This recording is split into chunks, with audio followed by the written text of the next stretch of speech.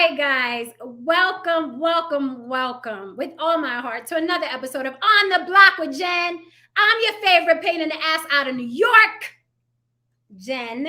Okay, it is not short for Jennifer. Please stop calling me Jennifer. It is not short for Jennifer. Some notes for you. I even have some visuals regarding hypocrisy.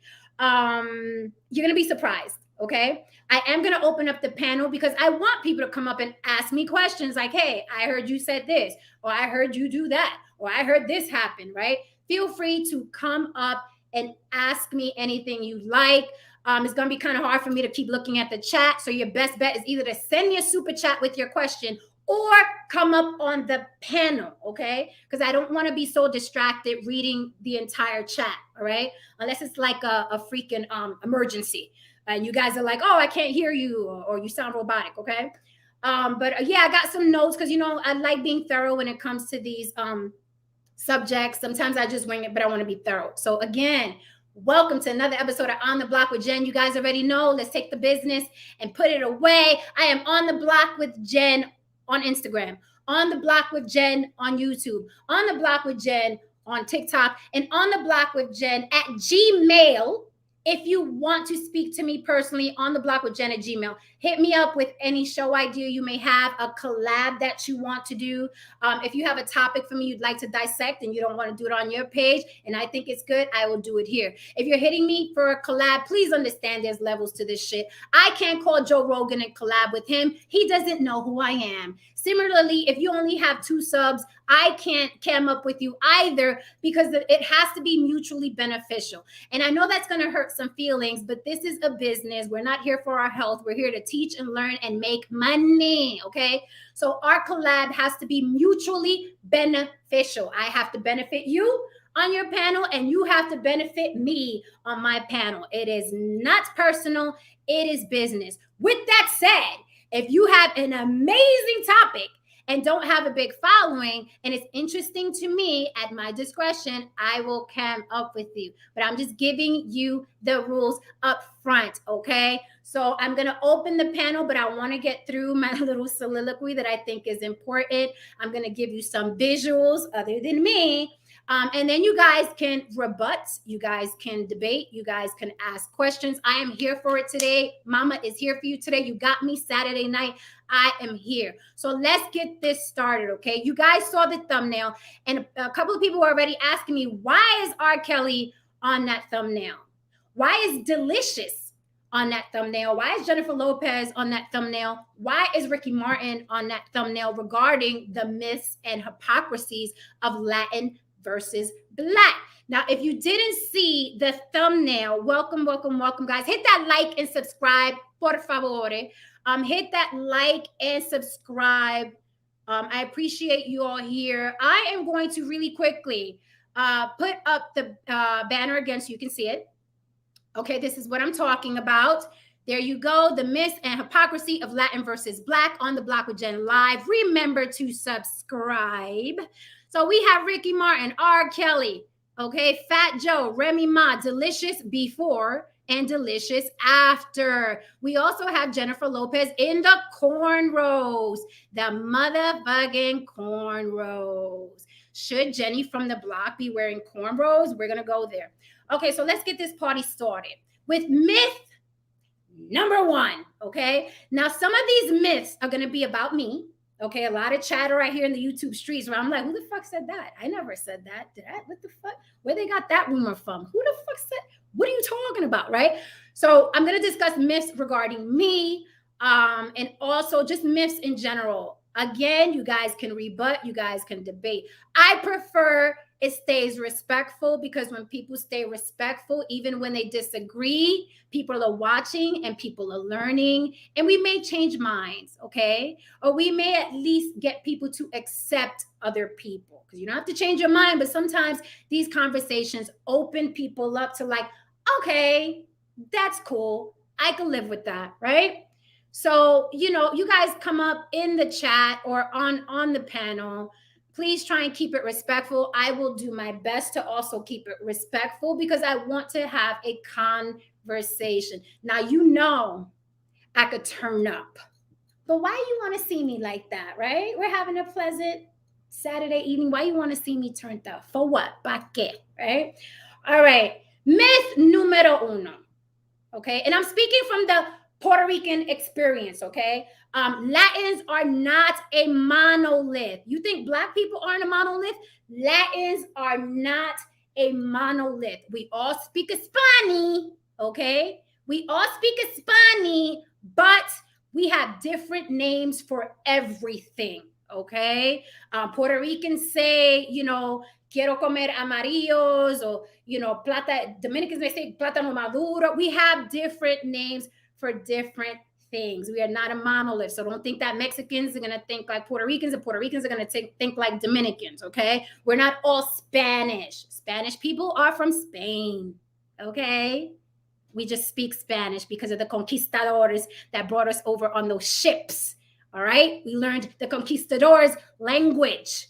So English, Spanish, that's none of our native tongue. But here we are in America speaking Spanish and English. So myth number one, speaking from a Puerto Rican perspective. The biggest myth that's been floating around is that Puerto Ricans and Black people don't get along. Puerto Ricans and Black people don't get along. That's myth number fucking one. If you let social media tell it, or you let the YouTube streets tell it, Puerto Rican people and Black people hate each other. Right? That's what I've seen. Okay. So I'm going to give you a teeny bit of history. And that is why I played specifically Big Pun and Joe, if you heard the intro. And that is specifically why I played Big Pun and Donnell Jones. Because some of us, depending on our age, we may remember those songs, except for you, Tristan, little baby ass. So I just wanted to show those songs, Black and Puerto Rican collabs. But oh my goodness, pop culture and hip hop, it goes way, way, way, way back with the birth of hip hop. First of all, the forefathers of hip hop aren't even foundationally Black Americans. They're Caribbean. Kool Herc and the like, they're Caribbean. Okay. We're talking way back to, the hip hop is a collaboration started in the Bronx. Okay. Black and Puerto Rican kids, DJs, graffiti artists, break dancers, B-boys, Crazy Legs. You guys know Crazy Legs. You may not know, but at the very beginning, the birth of hip hop, okay? Crazy Legs hit me today. He was like, yo, I got some notes for you. I was like, thank you, right? Because I don't know everything. Right? But I know what I know. This divide that's going on online between Blacks and Puerto Ricans, it is new to me. Now, with that said, way back in the Bronx when I was a kid, did you see Black and Puerto Ricans maybe not getting along over there? Absolutely. Of course, when people live together, the proximity, there's beef going on. With that said, once again, my entire family is Black and Puerto Rican. I don't say that to be in good with you. I don't say that to pander. I don't say that to win your favor. Like, look, guys, I have a Black friend. No, that is a fucking fact. All my friends, Black and Puerto Rican. All my family, Black and Puerto Rican. There's some DNA mixed in there. Those are the facts. I'm not saying that so you could be like, look, she's one of us. I'm just giving you the facts, okay? So when we look at graffiti, music, the birth of hip hop, I'm taking y'all back, but then I'm gonna speed y'all up, I promise. When you think of, you can't tell hip hop history without Joe Conzo, the first photographer of hip hop. When you look at Cold Crush Brothers, Charlie Chase, Tony Tone, Puerto Rican, this is way back, okay?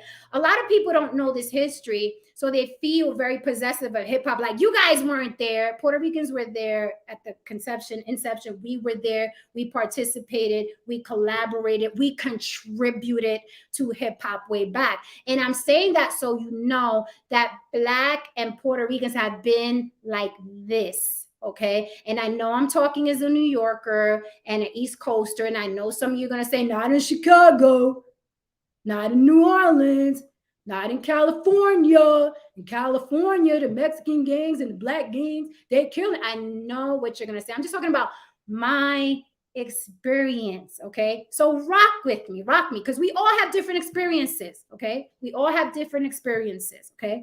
I'm talking about mine and what I saw and why this environment is foreign to me when people try to pit Puerto Ricans and Black people against each other online. It is foreign to me. This is not what I'm used to. This is not how I grew up. Okay. This is not how my neighbors treated me or how I treated my neighbors. You know what I mean? We were all one, thick as thieves, even from the birth of hip hop. That shit is deep when you think about it. Okay. And then we graduated to collabing with R&B, Tito Puente and I forgot the other guy's name, another salsero, worked on Curtis Blow's album. I know I'm dating myself, but I don't give a damn about saying I'm 48, honey. Okay. I don't give a rat's damn. I'm dating myself. But I wanted you guys to know that that's how far back and how always Black and Puerto Rican people been like this. Okay. From families to music to all kinds of stuff, just always working together. What's happening now with social media and how they like to see everybody in a disarray and in conflict, and not just Blacks and Puerto Ricans, but in general. They do this with gender wars. They do this with classism. They do it with racism. They like to see us going at each other. Why? Because when we're barking and yelling on these machines, the views go up. So if the views go up, YouTube gets paid. Now, I know we're all monetized and we get them little checks once a month, but we don't get paid like YouTube gets paid when we fight and argue. Okay. Just wanted to put that out there. Okay. So another myth. There's this thing going on social media. We're like, yeah, but you said you were Black. I have never, ever said I was Black. I am a Puerto Rican woman with very thick African ancestry. Comprende? I am a Puerto Rican woman with very deep African ancestry. I am not Black. I've never said it. I don't know where it came from, but on social media, people pull wild hairs out their ass and create entire stories. The other day, I was arguing with a guy. He's like, yeah, but you be saying you 30. I've never in life told anyone I was 30 other than when I was really 30.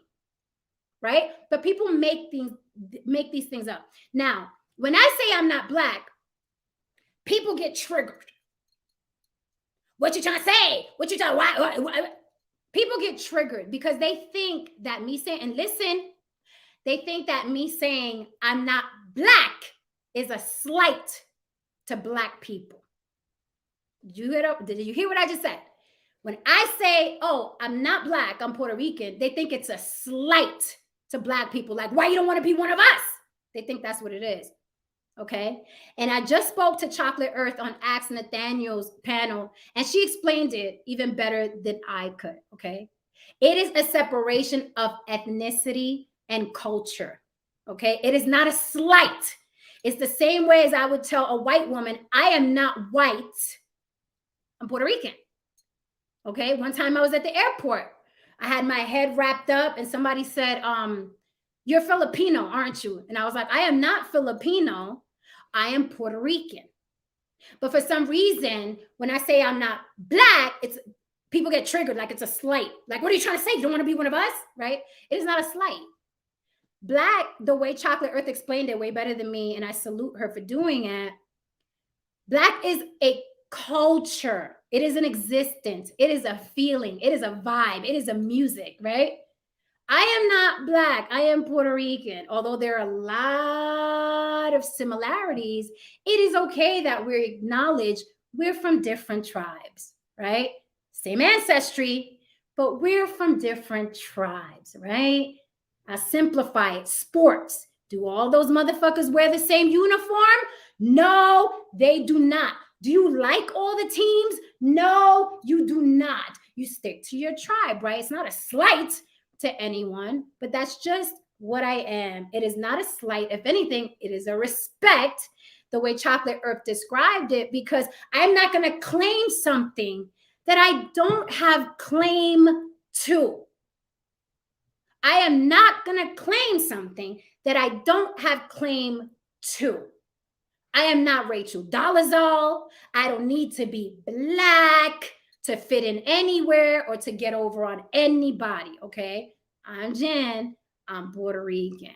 I hope that doesn't trigger you or hurt you too much, but that is what I am. Okay. So looking down at Mellow Notes. Those are some of the myths. Now, and you guys can throw in the chat, please, by all means, throw in the chat something you may have heard of me, or you think, or someone said, or you heard. I'll be happy to address it on this show. Okay. And I'm glad a lot of you people in the room, welcome, welcome, welcome, because I'm not going to keep repeating this shit. I just feel I owe it to a lot of people that are sincerely curious, right? Because I don't mind people being sincerely curious. I'm cool with that. I'm an open book. However, I also know, and you guys should know as well, okay? No matter what you say, no matter how big your heart is, no matter how much compassion you have, no matter how real you keep it, there are people, men and women, who are hell-bent to not like you. No matter what you say, they will find the problem to every solution. And they will look for that shit. You can say, no. I didn't mean that. Yes, you did. Because that's what they will find, the problem to every solution. They will twist your words. It'll go in here, like I said, it'll go through their trauma filter, the PTSD, the shit they've experienced, and it'll come out on the other side, some whole other shit that you didn't say. And you have to be okay with people doing that, right? Long as you're true to yourself, and the people you love and care about who rock with you know the real you, right? Everybody else can say, vayan pa'l carajo, right? So if you've heard something, you sincerely are curious, you know what I mean? I'll peep. Again, I'm not running through all these fucking comments. Moderators, if anybody's acting retarded, cut them out, kick them out, okay? This is some real shit. So kick them out. Don't let anybody live being a complete full asshole in the chat. Not tonight, okay? Usually I let the assholes ride, but not tonight. Because I don't want their comments to get mixed up with comments with people that really want to know and really want to have this conversation. So for the sake of tonight's conversation, get rid of them, right? Okay. Now, some of you are just watching. Hit the like and subscribe if you're here. It'll help me in my content. You already know. If you're catching this late after the live stream is over, leave me a comment in my comment section. You could do a thumbs up. You could say hi. You could do a wave. You don't even have to give me a sentence, but it'll help out to support the channel. A lot of people ask me, what's my Cash App? It is scrolling on the bottom. It is On The Block with Jen. I say, buy me a smoothie. I really do buy smoothies with the Cash Apps. Thank you. It is On The Block with Jen. Cash App. Also, if you really want me to read a comment, super chat it. I'm not going to be scrolling for a long time. Plus, I'm going to open the panel, so I'm not going to be distracted. Business is business, okay? So let's get into now the hypocrisy. And I'm sorry if I'm talking fast, guys, but I really want to get to open the panel, because I think this conversation is going to be even better with people, you know what I mean? You know, whether it's debating or having a conversation, it's going to be better with people up here. I said today's going to be open. I would love to see my ladies up here. If you want to hash something out about Latinas or Puerto Ricans, if you want to hash something out that I've said, or you were offended by something. With that said, being offended is a you problem, right? But I'm feeling compassionate tonight. So if you want clarity, I am here for clarity tonight, right? But at the end of the day, I always say being offended is a choice. It's not a responsibility, okay? It is not a demand. It is not mandatory.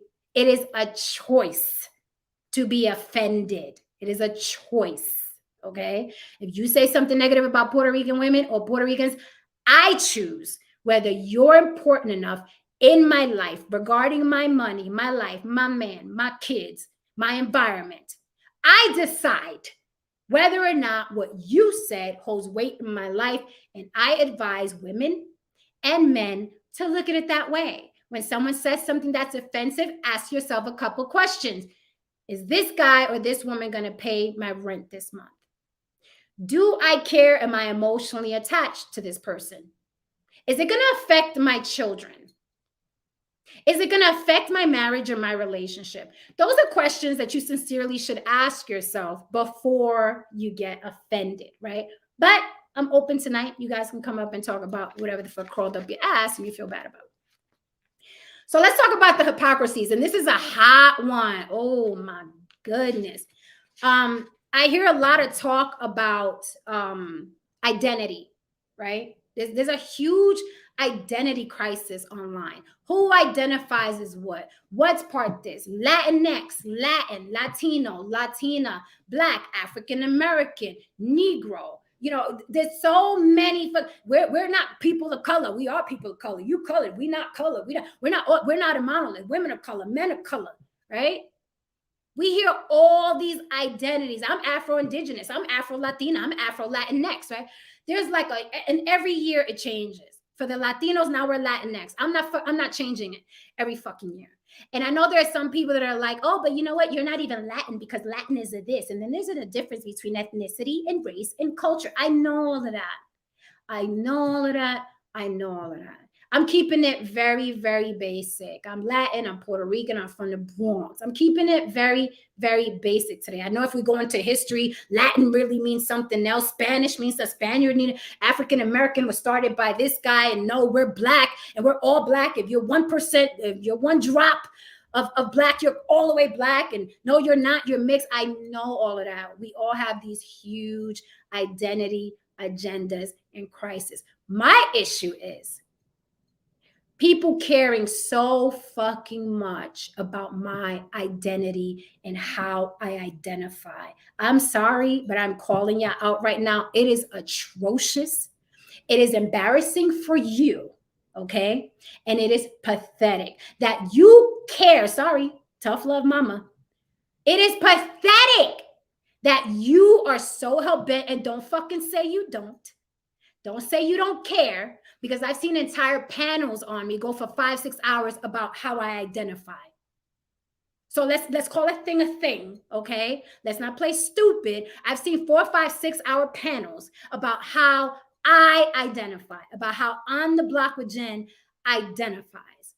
So if you are concerned with my identity, when you got a whole life going on, like, you know, your credit score, the laundry you haven't done yet, your child's tuition, generational wealth, did you eat today? Are you meal planning? Did you work out? Are you healthy? Are you taking your medication and your vitamins? Like, there's a whole host of things that you should be concerned with before my identity, okay? A whole host of things. But what social media does is it distracts people from their lives, and then I become an issue and a staple in their mind, right? I live rent-free in their mind, how I identify, what I said about race, what I said about this person, why I'm talking about that. I start living in your mind for free and skating around, right? With that list of things that I just said, you should be worried about your credit score. Did you call your mother if she's still alive? Did you do your laundry?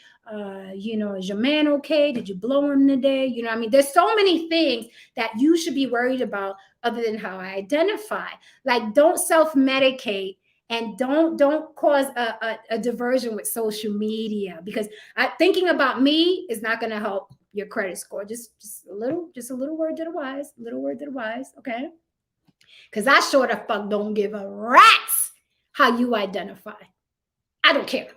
When I calm down, I calm down. I don't care what you said about Puerto Ricans. I don't care what you said about African Americans. I don't care what you said about, when I calm down, I calm down.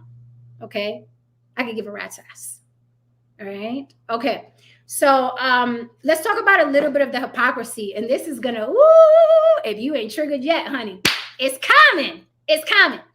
So let's talk about identity, okay? Let's talk about identity.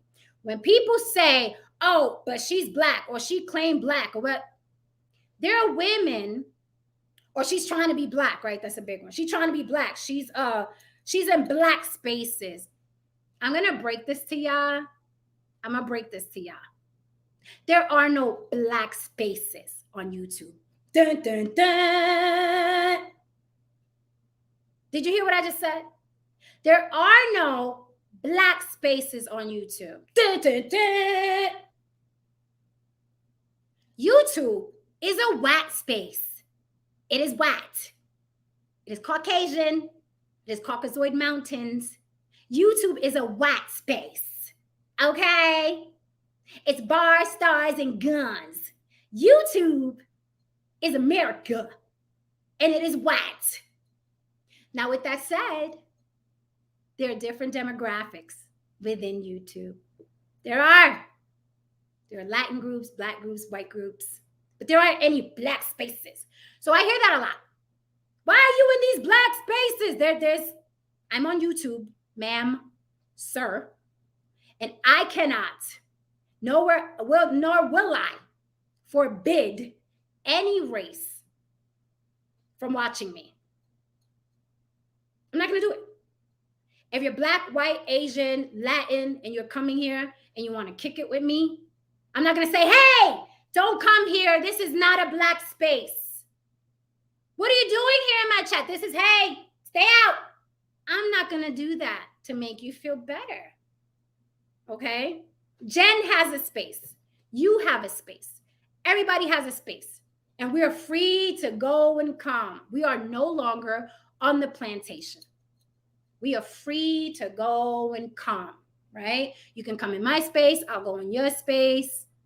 We can collab. Okay? There are no spaces. We're all here. Okay? The Star Report. Why are you coming to start trouble? Thank you for that super chat, sir. The Star Report says, do black men prefer Latina? Just for you, Star, I'm going to say yes.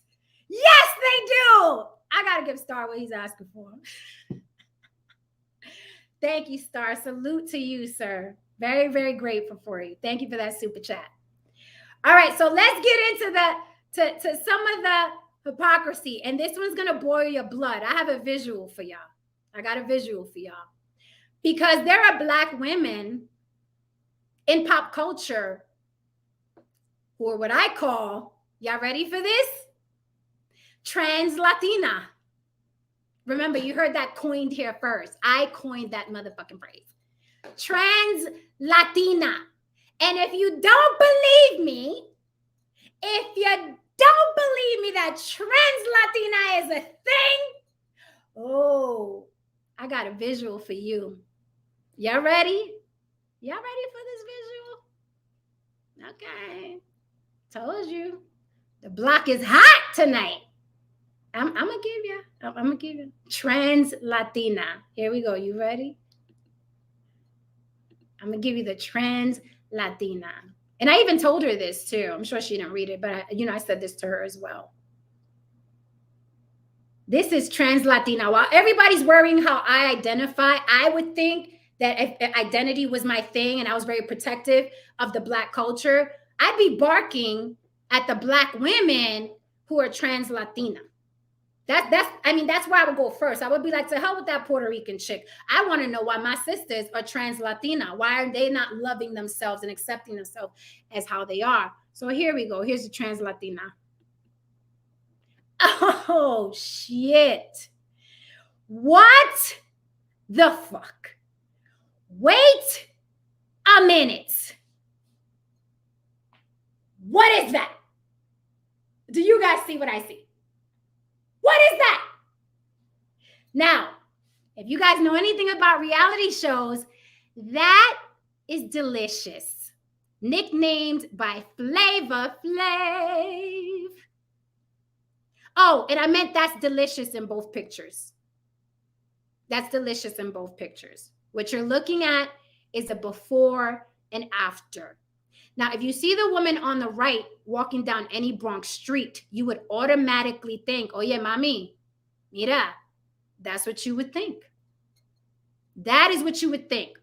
Although, FYI, disclaimer, they are Puerto Rican women that look exactly like Delicious on the left. Exactly. Right? Puerto Ricans go from blonde and blue-eyed to black as pitch.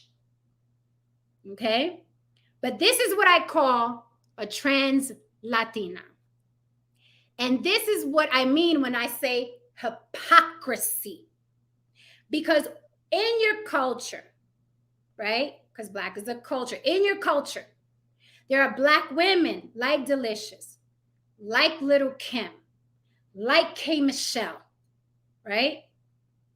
Where if you look at these women now and they're walking down any Bronx street, you would say, hey, mommy, where you going? because they look Latina. So I'm pointing out hypocrisy tonight, mi gente. I'm pointing out hypocrisy. I'm not your issue. I'm not your problem. If identity is your shit, then you have bigger fish to fry. You have bigger fish to fry. And I'm talking to the people, okay, that are obsessed with identity and who's not saying they're Black and who's saying they're mixed and who is Black and what have you. And what, if you are so concerned with who is not claiming Black in the Black community, if you are so concerned that everybody must identify as Black, because if they don't, you feel like it's a slight, then you have bigger fish to fry within the own community. Why aren't you tearing a new one in Delicious? She looks like Damari now. Okay? So I'm just pointing out some hypocrisy. Just pointing it out. Oh, and there's more. There's more. I'm not done. I'm not done. Now, some of you know about a year, more than a year ago now. More than a year ago now. But you guys are always bringing it up. So I'm going to address it because it's been almost 2 years since I've addressed it. And I know I got a new following and new people checking me out. Like, hold up. A lot of people are checking me out ever since I did the Kendra G show. Okay. Shit's blown up. A lot of people liked me. A lot of people hated me. A lot of people are like, that's the girl that had the argument with Tariq Nasheed. I called into the Star Report, same thing, the troll babies. That's the girl that was racist and hates Black women and Black men. That's her, because Tariq Nasheed, who I call Auntie Tariq, because Tariq Nasheed says she's racist. So she gotta be racist after all. Tariq Nasheed said it. Right? Now I have a video.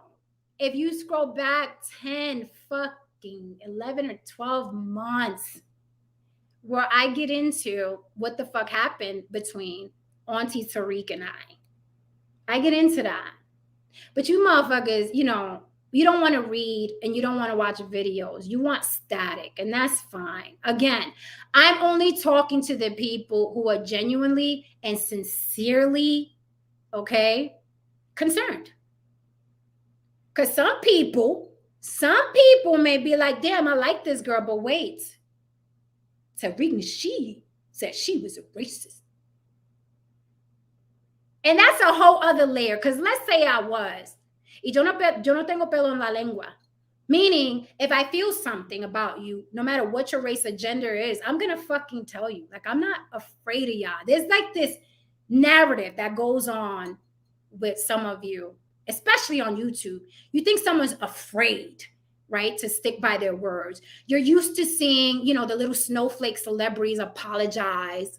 Oh my God, I didn't mean to say nigger while I was singing along with the Fugees. I was just singing along with the Fugees. I didn't mean it. Like, y'all used to the snowflakes, right? Y'all used to, I didn't mean to say it that way. I like hip hop, so I just use nigger. Y'all used to that. And I think that, you know, it gave you pseudo power. You think that you could jump in somebody's chat and say, you said nigga 10 years ago, we got you now. And you think it works. Like, you think that's like the draw 4 card. I got you now. You said, I'm from the Bronx, bitch. I've been calling people bitch ass nigga. That's my nigga. I love my nigga.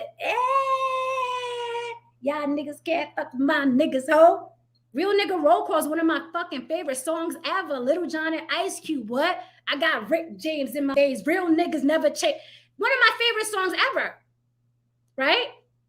Part of the motherfucking culture. Part of the culture. But with that said, I grew up. I started researching. I started feeling ways about the language. I'm going to get a little woke on y'all. I'm going to get a little woke. Rock with me. I promise it's going to be good. I'm going to get a little woke. on y'all. And this is my opinion. You can say the word nigga till your fucking head pops off. This is my opinion. Grew up, started doing some research, started listening to people speak. Okay. Started seeing how we treat each other in the neighborhoods that we come from. And I didn't like it. It didn't sit well with me. I didn't like that women of color use bitch, hoe, and slut as terms of endearment. I don't like it. Again, you can keep saying it to your friends. You can keep saying it to your cousins. Salute. I'm not going to do it. I didn't like it. I thought it was ratchet as fuck. And I thought there are bajillion words that we can address each other as women. Beautiful women, strong women. Women have gone through hell and back. There's beautiful. Some of you women know I call you doll. Hey, doll, what's up, doll? If you reach out to me, I'm always like, hey, doll, what's up, doll? Hey, beautiful. There's so many words that we can use to address women. I started feeling ways about that because you don't see any other race doing that. Okay? I told you I'm going to get a little woke. You don't see Asians doing it. You don't see white people doing that unless they're downtrodden and we're talking about the underbelly of them. The underbelly of them. But yet us, okay, no matter how educated, no matter how much excellence we have, no matter how many degrees, no matter how well dressed we are, well spoken, you could be in a fancy restaurant and two women of color walking and be like, hey, bitch, look at you, sexy hoe. It didn't sit well with me. I didn't like it. So I don't allow people to address me like that. And similarly, the word nigga, even though it was cool because we were all Bronx kids. What's up, nigga? What? That's my nigga. What? I was like, I don't like it. There's so many ways I can address someone, right? To make them feel good, to empower them, to address them. And here's when I knew that that word wasn't as cool as I thought it was. When I got mad at somebody, I'd use it in a derogatory way. I say, bitch ass nigga, get the fuck out. That was. So this word that we claim that we took the trigger out of, right? Because we claim, oh, nigga don't mean nothing now. The nigga with the GA at the end, oh, I don't mean nothing now. We took the trigger out of it. All the rappers use it. It's cool. We took the trigger out of it. Yet when we're mad, we use it to insult. So we lied. We lied to ourselves, right? And I noticed being from the Bronx, I would use a nigga, bitch, nigga, get the fuck out my face, you bum ass nigga, right? Automatically went there. What happened to the term of endearment? What happened to nigga as a term of endearment? That's my nigga. I love you, nigga. What happened to that? See, words like beautiful or sweetheart, you can't make those negative no matter what. You can't say bitch ass beautiful, right? Because you can't turn that into a negative. Beautiful is beautiful.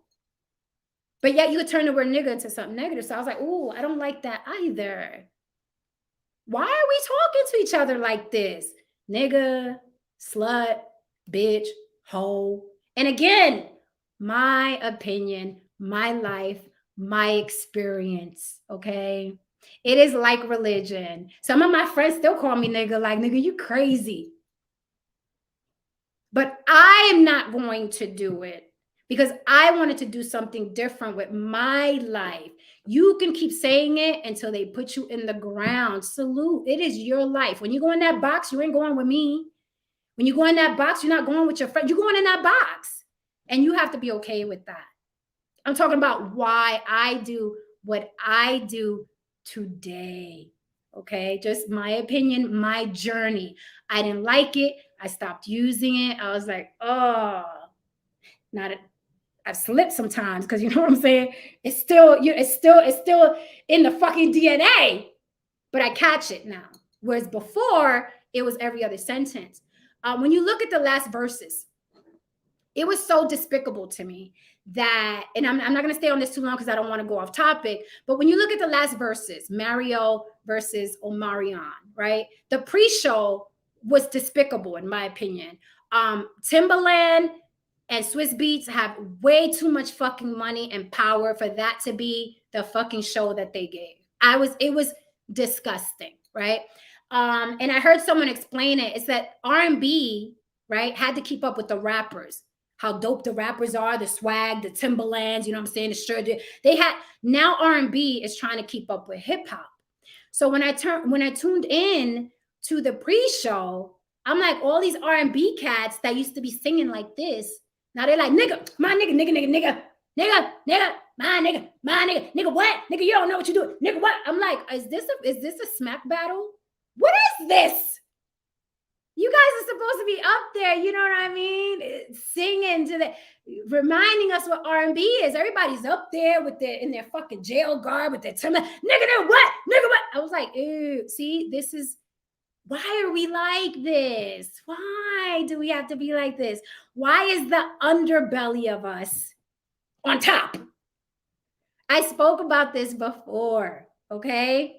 Every culture and race, however you want to call it, has an underbelly. White people have the white trash, right? Latin people have los títeres, like my father used to call them, los títeres son de la calle, right? Black people have the fucking ratchets, the fuck boy, the fuck girl, the underbelly. Why is it that our underbelly is on top and everybody else's underbelly is at the bottom? You ever thought about that? Why every time we see us, we got to be fucking twerking and calling each other nigga? And it's mainstream. That shit is mainstream. It ain't even the underbelly. You don't even have to go into the pits of the Bronx to see people talk like that. You can turn on David Letterman now. You can turn on a Versus. You could turn on a TV program, and that's how they're treating each other. That's how they're addressing each other, right? So I told you I'm gonna get a little woke, but I'm gonna go back to the hypocrisy. This one is regarding, hold on, I just got a text. I'm so sorry. That's so unprofessional.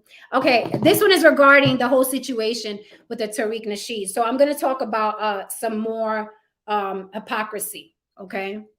Now, a lot of people have tried to use Tariq Nasheed against me or weaponize, and like I said, I don't give a fuck. I've never backed down. I actually doubled down to what I said on my channel. The video is still on my channel. Now, mind you, I'm talking about almost 2 years ago. So if y'all gonna go and be nosy, you gotta scroll way, way back. I'm gonna get to the super chats, I promise. So if y'all wanna be nosy, y'all gotta go way, way, way, way, way back, okay?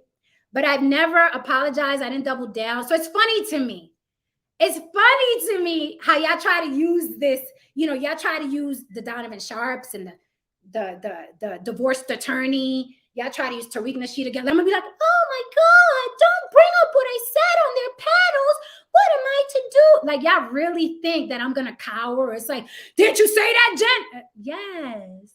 Yes, honey, I did say that. What are you gonna do about it?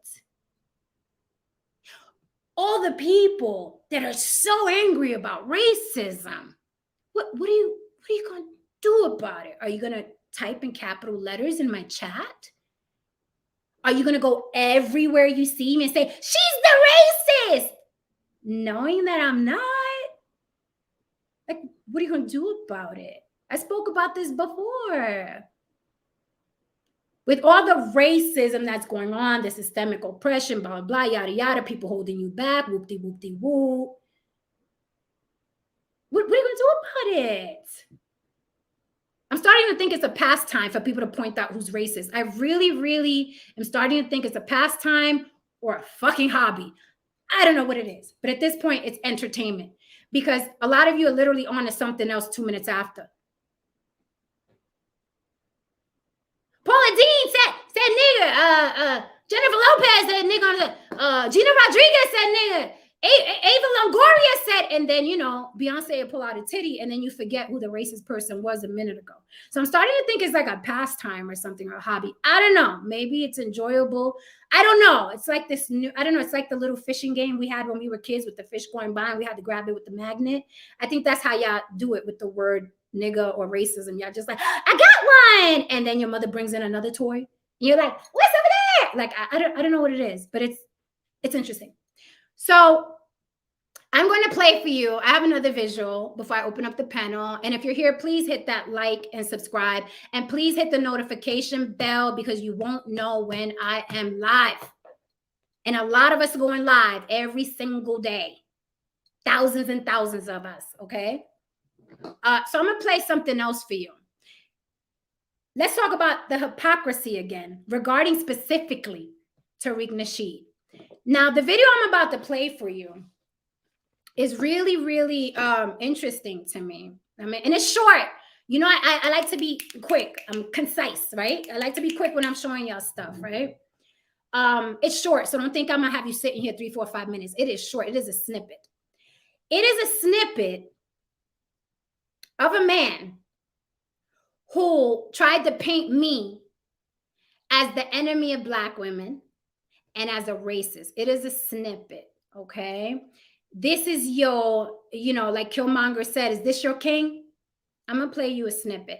By the way, these things aren't, they aren't out of reach. You could just like Google Tariq Nasheed versus Black women, Tariq Nasheed talking badly about Black men. Like, this is not, again, y'all don't want to watch videos, y'all don't do your research, y'all don't want to read. But this is all at the, that's why I figure some of you are just problematic and you like conflict because you can really figure this out for yourselves. It's not like all this information is out there, right? But I understand some people like conflict and they're like, I don't care that there's proof that he's racist and hates Black women. I want to argue with the Latina.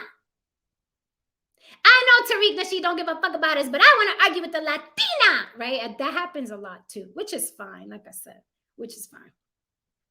So I just wanted to specifically address this because it's something that's always coming up all the fucking time. So let me play this for y'all real quick. And then I promise I'm going to go to the super chats while I bring people up. I promise you. And I appreciate you very, very much. I told you if you really want a comment read, por favor, do a super chat because I can't sift through all of these or we'll be here till tomorrow morning. And none of us want to do that. So let me hit you with this clip right quick. This is Tariq Nasheed. Let me prefix it by saying these comments that he made are very, very light. They're very light. He says things that were way, way, way worse. People have sent me videos and audio. It is him speaking. It is his image. It is his face. I'm not going to play him. I'm not going to put his face on the screen.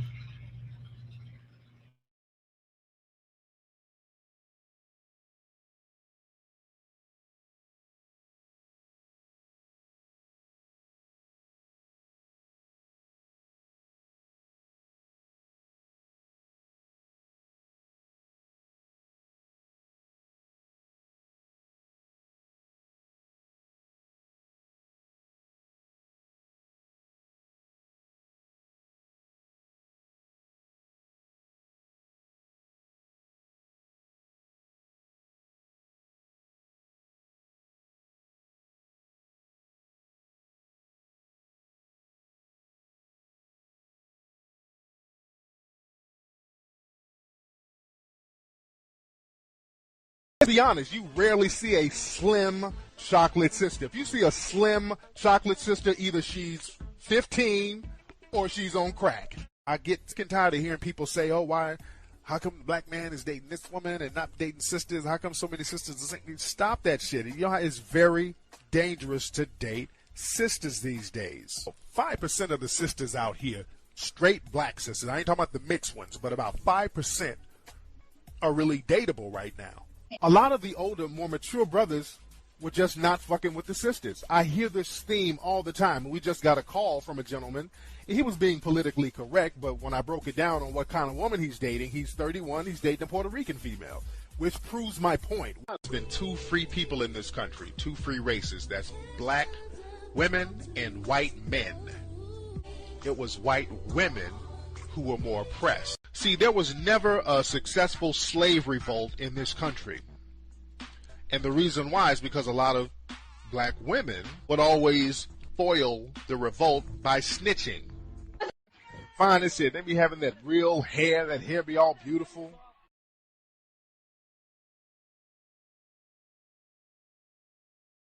But let's be honest, you rarely see a slim chocolate sister. If you see a slim chocolate sister, either she's 15 or she's on crack.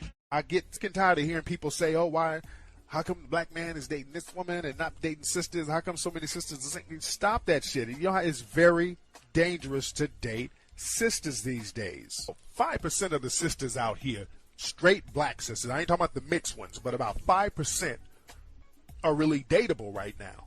A lot of the older, more mature brothers were just not fucking with the sisters. I hear this theme all the time. We just got a call from a gentleman.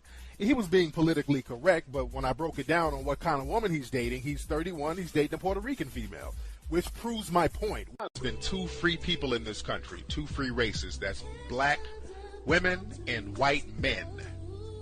It was white women who were more oppressed. See, there was never a successful slave revolt in this country. And the reason why is because a lot of black women would always foil the revolt by snitching. Fine as shit. They be having that real hair, that hair be all beautiful. Okay, so since the subject is hypocrisy, and again, those statements are light. He has said that single black mothers do not deserve reparations. They're the reason that the community is jacked. He has said that, you know, back in the days, black women were slim, but now they look like cattle and animals. If you go down to any event where a lot of them are congregating, now it's, you know, they look like animals. He's been in Brazil. He's done videos where he's talking about Latin women and how they have that real hair and the nice bodies. He's talked about being a pimp. He went from being a pimp to being a rapper, from being a rapper to being a filmmaker, from being a filmmaker to being a singer, from being a singer to being an activist. He went from being ADOS to being FBA. All the while, he's running y'all pockets, meaning black people, running y'all pockets so he can support a half-white woman and her white mammy. Did y'all hear what I just said? And here's the only reason I am bringing this up is because this same motherfucker said that I'm the racist. And y'all are repeating it. Now, after this stream, if you continue to repeat it, I don't give a fuck. Because ain't nobody gonna check me, boo. You have to walk it off. But I'm just putting it out there because it's constantly something that's being said. And I'm like, okay, let me be fair. A lot of my followers and subscribers, they don't know me from almost 2 years ago. They don't know me. So I'm like, all right, let me just spin the block real quick. Let me spin the block real quick and put this out there again. There's a YouTube channel called CD Dark Side. We also have Off Code V2 in here. So it's CD Dark Side and Off Code V2. They have actual videos and edits of this man, Tariq Nasheed, saying the most despicable things about black people, but specifically black women, with abandon, with conviction, while he's running your pockets to support his white mammy and her half-white daughter. And called me racist because I said, because for some reason you guys think that, oh, she said that, she won't admit, because I said, it is still on my Instagram. Jen didn't delete anything.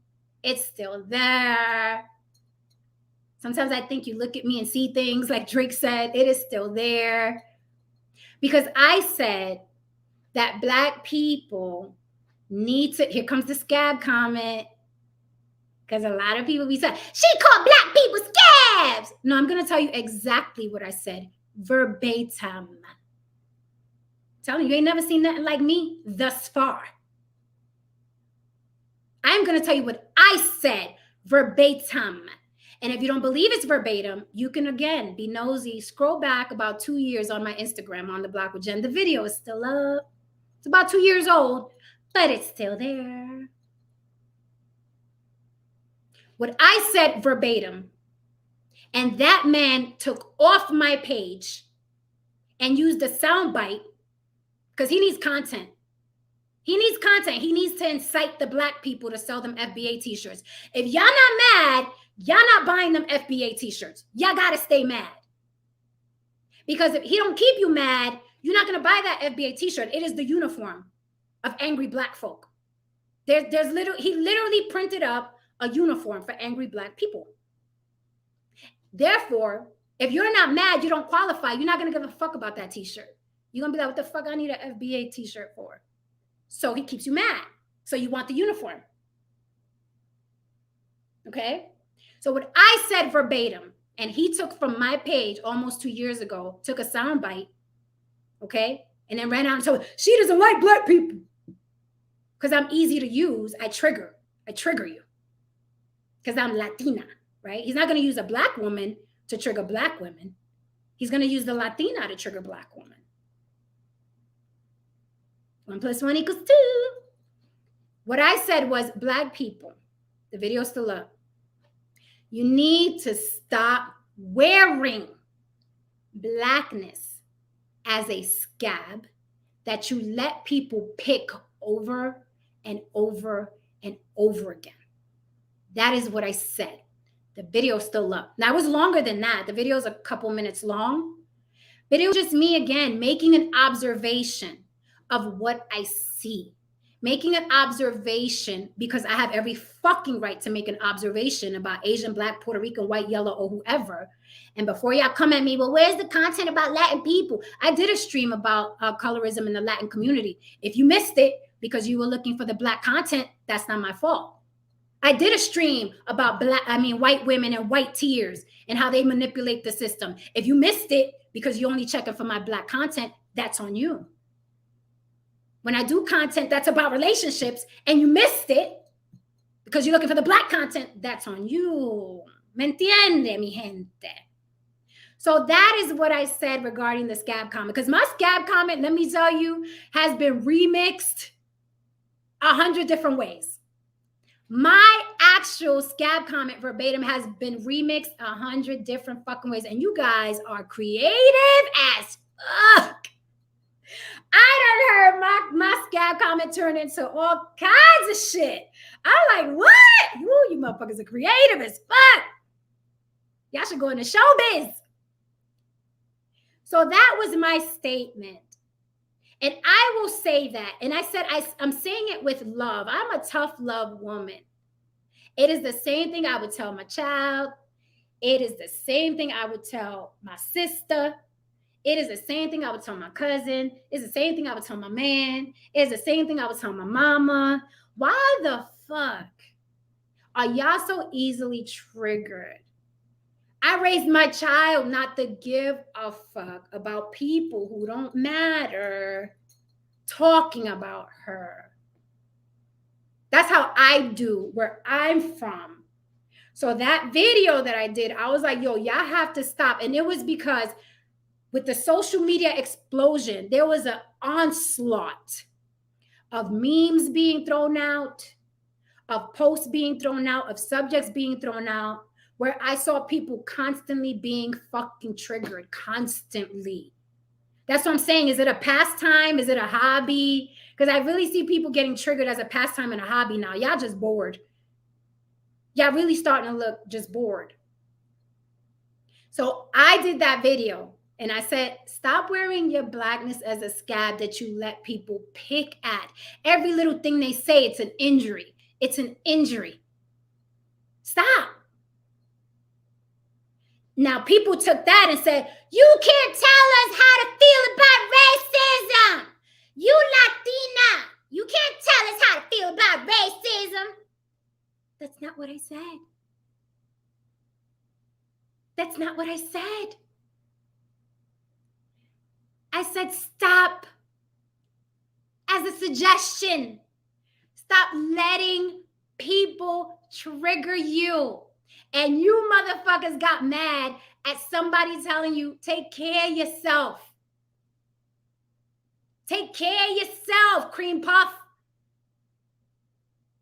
Take care of yourself. Stop wearing your blackness as a fucking misery and a scab that you let people poke at. That is what the fuck I said.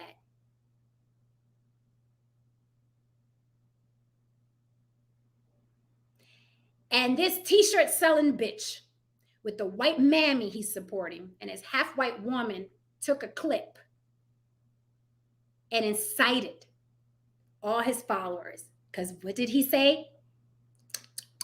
You dig? You dig? She said, black people are scared. You dig? You dig? That's what she's saying about y'all black people. You dig? And then he said, you get the t-shirt, and the t-shirt comes with a flashlight, and you get the flashlight, and I'm starting my the GoFundMe. I'm starting to GoFundMe because y'all are mad, and I'm going to talk about how black people be mad. And the Kickstarter, come on, people, I'm at 50,000. I need 70,000. Y'all could do it, black family. Black family, y'all could do it, black family. You dig? She said, we scared, you dig? And he ran your pockets. And he's still running your pockets. To this day, he's still running your pockets. And what do you get out of it? You get to get mad and you get a t-shirt. At least the motherfucker's throwing in a t-shirt. That's a lot more than a lot of them do. I'll give him credit for that. He's throwing in a t-shirt. I guess that's a good thing. That is what happened verbatim. I never backed down. I never deleted my video because I know exactly what the fuck I said and how I said it. That's why the video is still up 2 years later. That's why I doubled down 2 years later. That is what happened. Now, with all that said, I know some people are going to be like, I still don't like her. I don't like her titties. I don't like she Puerto Rican. There's still going to be people like that. They're still going to, no, I don't trust her. That's another thing I hear. She in our community. First of all, I'm not running for fucking office in anyone's community. I'm not pandering to you. I'm certainly not trying to sell you a t-shirt that says FBA with a flashlight attached and a keychain. So when people say that too, like, she in our community trying to trick us. What the fuck am I trying to trick y'all to do? Seriously, honestly, somebody throw that in the chat. What am I infiltrating the community to do? What are y'all gonna do? I'm gonna take all the black men. I'm scheming up. What the fuck am I? You stare at me and you see things. I just don't want nobody in that community lying to us. Well, that's a lie. Tariq Nasheed, Umar Johnson. You don't mind a motherfucker in your community lying to you. Let's keep it 100. Let's keep it 100.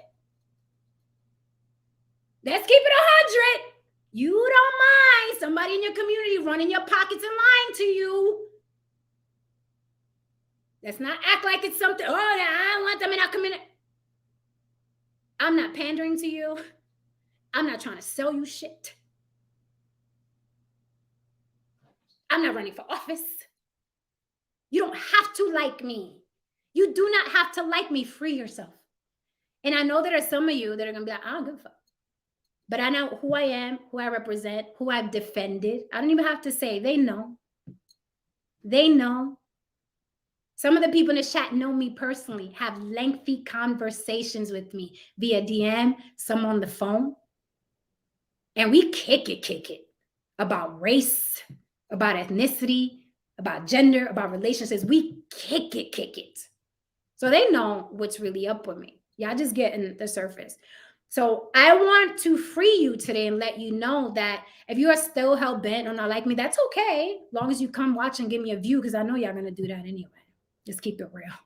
And a lot of shit popping on YouTube. These motherfuckers talking about the same shit. Manosphere. Women ain't shit. Men ain't shit. Accountability. Hold these black women accountable. High value. It's the same shit. So I know y'all coming back here because there be a party over here. So hit that like and subscribe and that notification bell for me. Gracias, muchas gracias. Cash App is on there. You want me to see a comment? Throw it in the fucking super chat. So that's me, guys.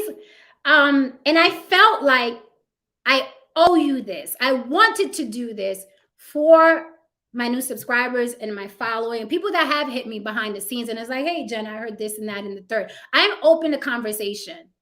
Don't come at me sideways because I like matching energy. I like it. I'm that girl. I like it. But I also like, okay, having intellectual debates. I also like learning and I like people to learn from me. I like to share experiences. I'm also that girl too. But because I'm from where I'm from, if you come up here a ratchet ass bitch, man or woman, then I'm going to reciprocate energy. And it's okay that you see, she crazy. It's okay because I match crazy. Está bien. But if you come up here like, yo, I really want to know this, Jen, explain this to me, then we can have that conversation as well. I'm multilingual, baby. But I felt like I owed this because I see it a lot. I go on the Star Report. Tariq Nasheed said, you know, I went on Kendra G. Tariq Nasheed, this, and this motherfucker took that soundbite almost 2 years ago. Almost 2 years ago. Almost 2 years ago. But the YouTube streets, I said this before, is like the regular streets. Motherfuckers be on the corner all day, all night. And only want to talk about the conflict that you had. They don't want to talk about when you stuck up for so-and-so. They don't want to talk about when you were the only person in the room defending so-and-so. They don't want to talk about what your family looks like. They don't want to talk about your fucking philanthropy. They don't want to talk about your charity work. They don't want to talk about when you boots on the ground. They want to talk about Tariq Nasheed said that she said. And I understand that dynamic. I fucking do. I sincerely understand that dynamic. I really do. I come from them streets. I come from the streets where people want the problem to every solution because they find solace in the chaos, mi gente. I understand it. I have relatives that find solace in chaos. Y'all are not new to me. Y'all not new. I know your tribe. If something ain't wrong, so you can say, look, life is fucked up. Latins are racist. Blacks are racist. If something's not fucked up, you have no peace of mind. You find solace in the chaos. No matter what I say or do. So this is specifically for mi gente. When I come on here and say, hola, mi gente means my people. My people meaning the people that support me, the people that find me entertaining, the people that find me funny, the people that find me fine. The people that come through just on some shit to kick it. Just on some shit to kick it. That's mi gente. So when you hear me say, hola, mi gente, I'm not just trying to talk Spanish. It is a very endearing greeting that we use when we pull up to the party, okay? When we pull up to the weddings, when we pull up to our mama's house, when we pull up to our cousin's house, we open that door, hola, mi gente. That is how we greet each other. It's not just a cute catchphrase because I'm Puerto Rican. That's how we greet each other. And that's how I greet my people here. And you guys know who my people are. Right? I think that's what I wanted to cover as far as that goes. The myths and the hypocrisy.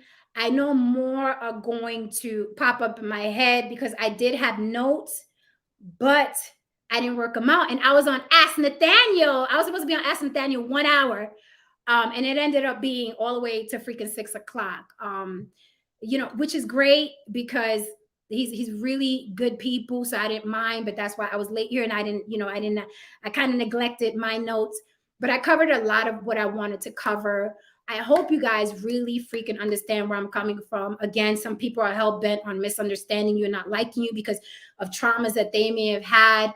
I can't cut through that trauma. I'm not interested in cutting through that trauma. I got my own family and friends and mi gente to worry about. I'm the type of person I concentrate more on the people that support me and the people that love me. I can't sit on here all day and talk about my haters and Tariq Nasheed. I don't have the time. I let Tariq Nasheed do that with that following that's miserable and angry and they're looking for the chaos. Like, that's his bag. That's his hustle. That's not my hustle. I genuinely want people to get along. I genuinely want men and women to get along.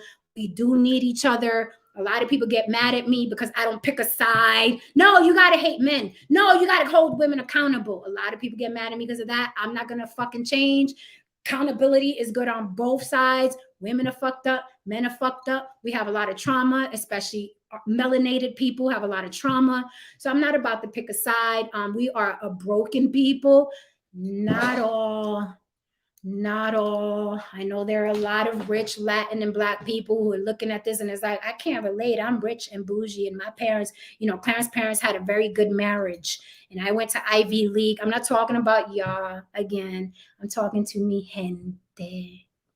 Okay? Because I know some of you are watching like, that ain't me. I didn't grow up in the hood. You can still appreciate me, though. You can still appreciate me. I speak bougie. Okay? I speak bougie. All right? A little lemon in my water. All right? Bring me a little Avion, flat, not sparkling. You know what I mean? I speak bougie. But this is what it is. And I wanted to talk about the myths and the hypocrisy because there's both. There's both. Okay? So with that said, I'm going to open up the panel. Okay? Tread lightly. But I welcome you with open arms and open questions. Okay. I'd like this to be a good stream. Even if there is a debate, I'd like to keep it positive. Again, I'd like to keep it positive because there are people watching who feel good after they watch a YouTube channel, which is fucking rare. Which is rare because there's a lot of dark shit on social media. A lot of it. We're bombarded on Instagram, on Facebook, and on YouTube. And I don't know. I take pride in people leaving my panel and my chat like, yo, that was a good fucking time. That shit was chill. I'm sorry. That's what I pride myself in. I like that. I like making people laugh and smile. That is what I do. I don't know about anybody else, but I'm not looking to sell you a t-shirt because I pissed you off. Okay? So I'm going to open up... the panel.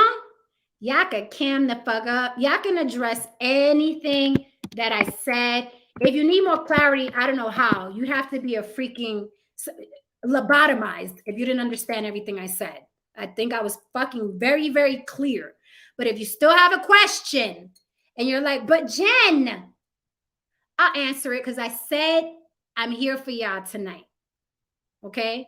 Y'all could be anywhere else in the world. Y'all kicking it with me tonight, Saturday night, whether it's just you being nosy, whether it's just you bored, or just you really, really feeling me. Y'all are here. Y'all are here. So tonight I'm working for y'all. Y'all are here. Tonight. Okay. So I'm gonna drop the I will drop the link. Y'all can cam up. Jay, what is it? No, I'm gonna read the super chats first. I'm not gonna read the trolls gotta wait. The trolls gotta wait. And I don't mind the trolls, but y'all definitely gotta drop a super chat. The trolls especially, because y'all definitely not gonna get the same kind of love that mi gente is getting. Okay, y'all definitely ain't gonna get the same love. I don't want to miss the super chats because I did say if you want your comment to stand out, send me a super chat. So I'm not trying to neglect y'all after I done said that. Let's see. Oh my God, I don't want to miss none. Guys, if I miss a super chat, I promise it is not on purpose. Just send me another one and remind me that you send me one. But I'm going to do my best. I am scrolling all the way to fuck up. You guys are going off in this chat. Can you just click the fucking super chat? Oh, okay. You can just click the super chat and see. Okay. I'll click the super chat. Is that how you do it? Okay. How you do this? I guess again. Okay, Brandon Franks, thank you for the super chat, sir. Brandon Franks says, Jen, I want you. Thank you, Brandon. I appreciate you. I really do. Can I get some podcasts? Hello, sir. If you guys, can I get some podcasts? I posted a clip. He is the gentleman on my last clip talking about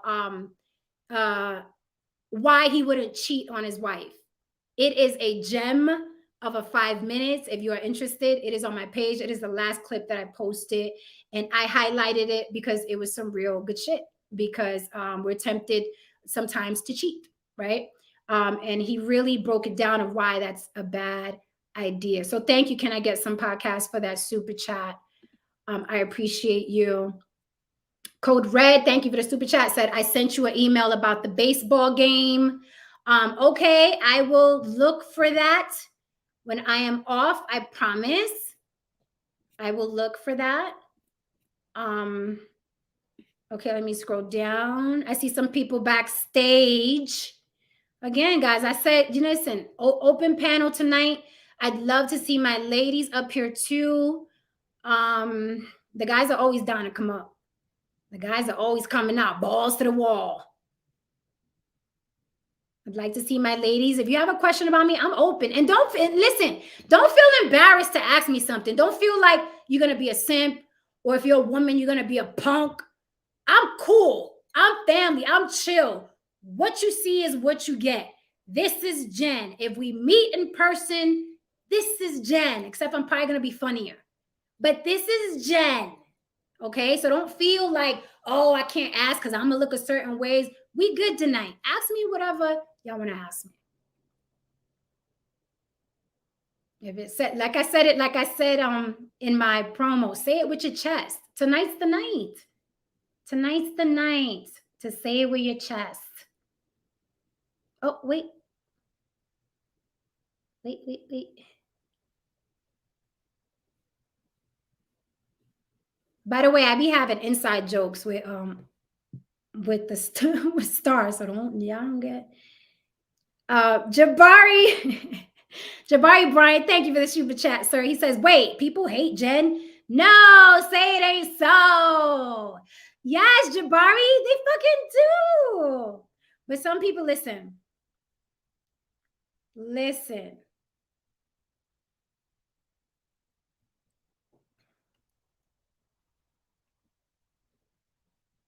Okay. Joanna, thank you, beautiful lady, for the super chat. Joanna says, peace, Jen. You always come with the truth. Thank you. I appreciate you. You already know how much. Just noticed said, if we having a racist draft, we, the Black delegation, is taking Romeo Santos and Karol G, and the Latinos is taking R. Kelly and Black China. I'm so glad you brought me back to that, because I do have R. Kelly and Ricky Martin on the flyer, and I wanted to address that. So thank you so much for the super chat and reminding me why R. Kelly and Ricky Martin are on my thumbnail. Because a lot of people were like, why the fuck are R. Kelly and Ricky Martin on your thumbnail? Glenn Lawrence, thank you for the super chat, sir. Good to see you. He says, yep, you got senators twerking. We sure the fuck do. The Star Report says, on the block with Jen, are you giving away Aventura tickets tonight? If I had Aventura tickets, I'd be going. I would not be giving them away.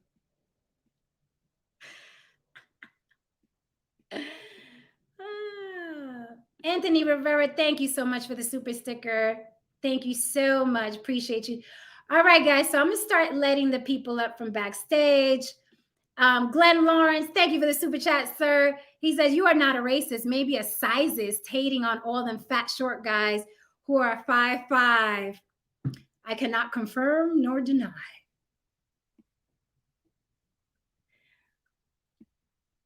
And by the way, guys, you know, I spoke from a very personal point of view, but I want you to know that, you know, the hate and the stupidity and the vitriol comes from both sides, right? From Latin to Black, from Black to Latin. I've heard Latin people say a lot of crazy shit.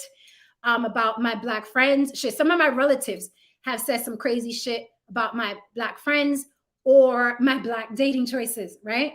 And it all comes from, plantation residue. We all have it. We're all affected by it some way, somehow, but it stems from, the plantation, whether we like it or not, the lighter skin being close to white proximity, the proximity to white skin, so we're going to have a lot of static between us. That's inevitable. But sometimes I just want to say, fucking think of what's being said to you. Think of, are you being triggered on purpose because somebody wants to sell a t-shirt? Think on both sides. The Star Report says, a Puerto Rican introduced me to cocaine in 1982. And for that reason alone, I will always hold a grudge against the welfare state. Star, I'm going to drop kick you in a minute. Don't play with me. E Black, good to see you, sir. E Black be popping over there. E Black TV, thank you for the super chat. E Black says, strengthen your argument, not your emotion. I love when people say that. Strengthen your argument, not your emotion. Hopefully the people backstage who I'm about to bring up have strong arguments. All right, guys, so let me let my people up and let's have this conversation. Lucky Guy 187. I ain't reading that out. Y'all not gonna keep sending me these $2. That's what you're not gonna do. Can I get some podcast way to keep it 100? Yes, sir. All right, guys. All right, guys.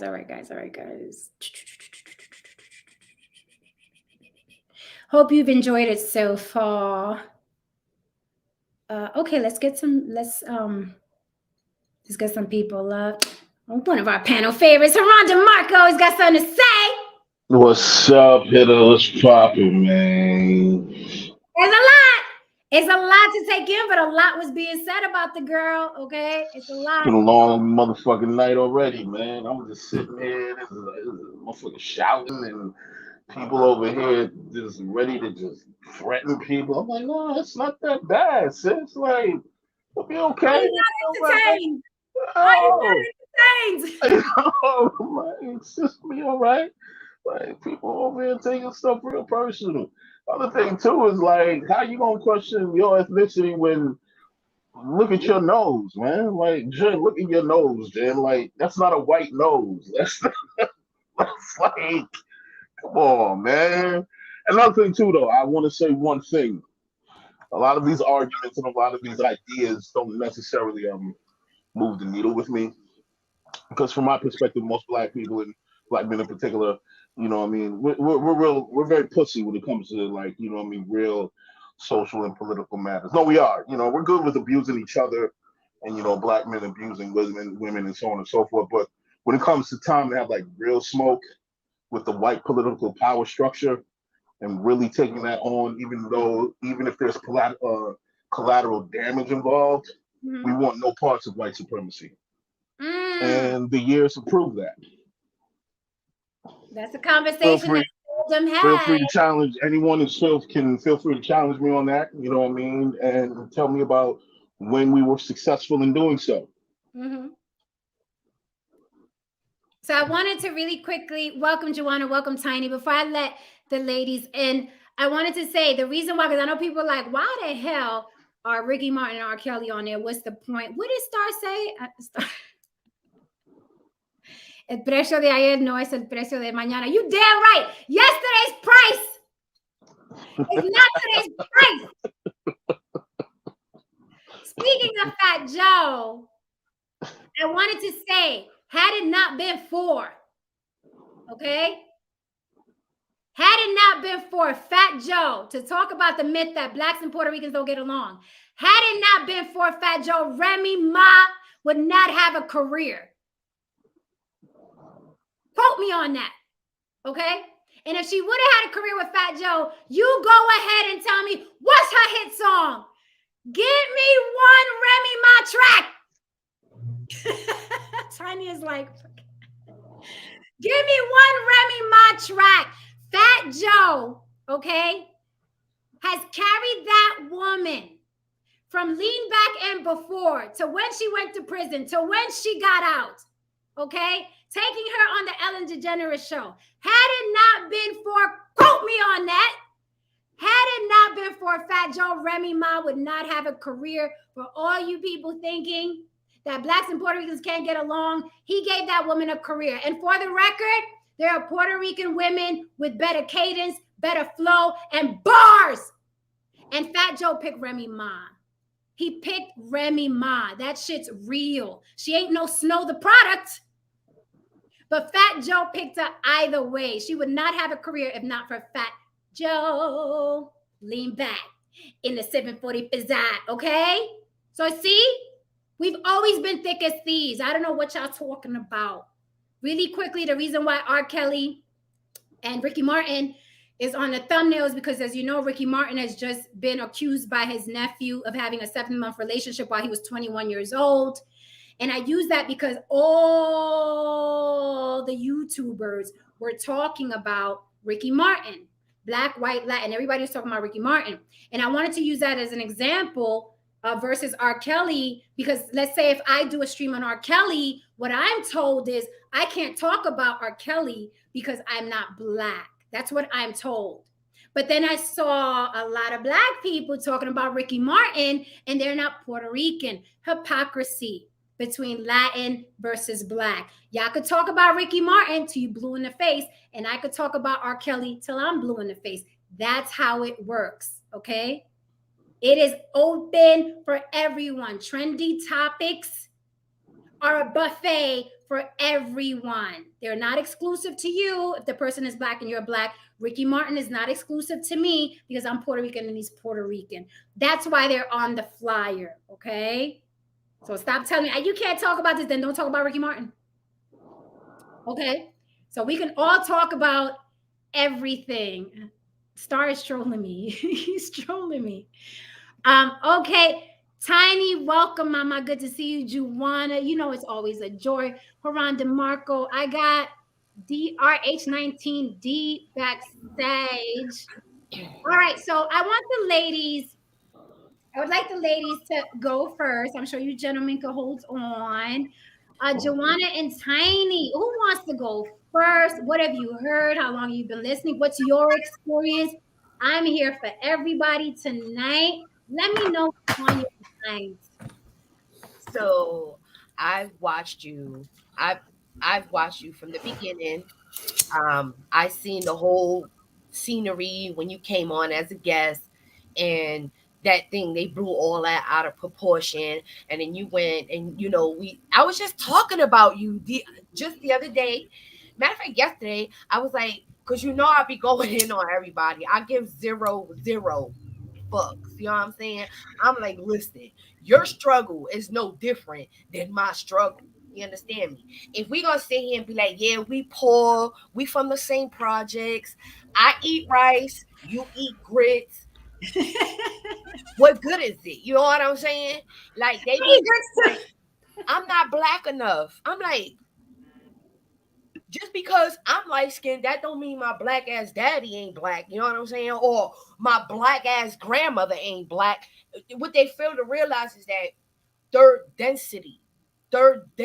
We live in an illusion right here in America. We've been divided, conquered, different languages, and the science behind it.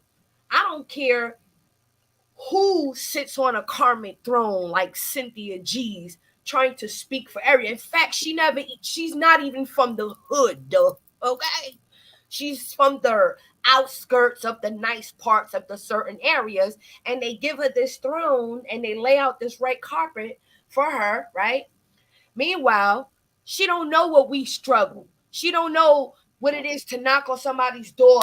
My mama said you got some butter. My mama said you got some, and knowing damn well my mama ain't even home, but I'm left alone, unattended, damn near trying to fend for myself in the projects because that's how it is. So because I'm so-called Latin and you're so-called Black, does it make it different? The struggle is the struggle, right? They make it seem like Latin people are on top. We have everything. We have this. We have that. Black people have everything. What don't we have? We have cable. We have cars. Welfare bought me a car, my first car. Okay. Welcome to America. You know what I'm saying? So when we be out here trying to cap for these YouTubers, now I'm gonna tell you what happened. There was a trending. You got Michi X's with the white daddies, okay, trying to act like with the black agendas, they're gonna do and say what for you, okay? What have she done in the last 5 years? She's done this, she's done that, but now let them tell it, honey. They're telling it all, honey. Oh, this one is a scammer, whammer. This one is a knock needed, two-tone feet, motherfucking heavy foot, crusty ass bitch out here stealing people money for barbecue butts and butt lifts and Miami's and you can't even gift these people because these are the same black folks. I was gonna say something different, but not everybody need to take the fall for these black bitches out here, okay? Oh, wait. When I say black, it's because they be lack of knowledge. They like to label us. You understand me? So since you like that label, I address my people with the mitochondria, the mother of it all, okay? The creator of it all. They need to stop downplaying us. You understand me? Because every Latin person they come from black people. There's no way in the world you could have any kind of type of melanin in you and not have black in you. That's impossible. You know what I'm saying? But they the ones who create us. They have no problem with sleeping with brads all around the damn neighborhood. You know what I'm saying? They have no problem with being swirlers, divestors, creating Michi X's. Okay? So what's the problem? They think that race is so real. It's just a figure of your imagination. You know what I'm saying? We are people broken into fragmentation. You know what I'm saying? And the science is real behind this. You know what I'm saying? So when I get the cursing them out, it's because they portrayed this big long lie. They got big platforms filled with just garbage, regurgitating, perpetuating this nonsense. When you turn on Cynthia Tranny G, her nasty content, she has abundance of shitty content saying the same thing over and over and over and over and over and over. It's nothing different. Well, the black man and then the black woman. Then when you go and you see her black sisters, God forbid, there's 4 of them running around there sounding like her. I said, wait, you don't want to deal with your brother's half-white kids, but you want to deal with your sister's black kids mixed. They mix, but these black women want to be white. They don't represent black women. Cynthia does not represent a black woman. Okay, so for those of you just tuning in, Tiny is talking about certain YouTubers that have a certain agenda and what have you. I said I'm here for the people tonight. I'm gonna let them say what they want, their experience. If somebody wants to rebut and cam up, that's fine. If you want to throw in a super chat comment that I'm going to see, that's also fine. But I want people to speak their truth. I spoke my truth, okay? I feel a certain ways about certain YouTubers. I also know it's a hustle, like any other. And some people know that inciting people is lucrative, especially a people that is oppressed. And by people, I mean all people of color. So I understand where Tiny's coming from. I always say we have a lot more Black and Latin, which is why we're thick as thieves in the hood, is because we have way more similarities than differences. It is really the same struggle where I come from. Again, I know some of you are going to say, well, I grew up in Albany and it wasn't like that. I get it. I'm talking about my experience. Juan Guapo, thank you for the super chat. He just threw in a super chat, no comment. Thank you so much. Joanna, what say you, lady? Hey, Jen, can you hear me? Yep, clearly, loud and clear. with Ti. All right. Hey, Haran and Miss Tiny. How you doing, baby? Um, Hey, man. I'm just, yeah, bro. Hey, good to hear from you. So, Jen, it's not fair for you to be picking on these so-called black people because using the big words like hypocrisy. A lot of us can't spell hypocrisy without Googling it. Now, not all, Joanna not all. Joanna coming for all the smoke. Not, I'm just, I'm just, I'm just saying, not all, but just to fall in where you were leaving off about the hypocrisy. I'm trying to understand something. Help me understand this. Now, a lot of so-called black people talk about the one drop rule that was imposed upon us that we've accepted because we say, oh, if you got a black parent, you black. Your grandmama, your grandfather black, you black. So I want to put it out there and correct me if I'm wrong, Jen. Haven't you told us all that your father classifies himself as black? No. He's brown skinned Puerto Rican. Like he'll tell you he's the king of Puerto Ricans. He's brown skinned. But walking down the street, if he didn't open his mouth and you heard his accent, someone who didn't know would be like, "Oh, that's a black man." You know what I mean? His skin Okay. was black man. Well, I misheard on that, but it's still worth pointing out that being as dark as your father is and being as dark as you are, wouldn't it be safe to say that under the one drop rule that black people follow, that you are, I know you don't claim this because you're intelligent, you understand that black is a classification, it's not a race, but under the one drop rule, just by looking at you, wouldn't it be safe to say that we are all in the same family as far as a black community? But see, here's the hypocrisy. Because you are, and see, this is where so-called black people don't understand. They don't understand culture. You are of the Latin culture. And so, because you won't say, I'm black, they don't, it's like they have a brain complication. It gets turned upside down. They can see that you're dark skinned, but by you not classifying yourself as black is an issue. The people down in they think it's a slight. Like, why don't you want it? But they think it's a slight before even asking. When it's very clear that under the one drop rule that you're just the same as they are.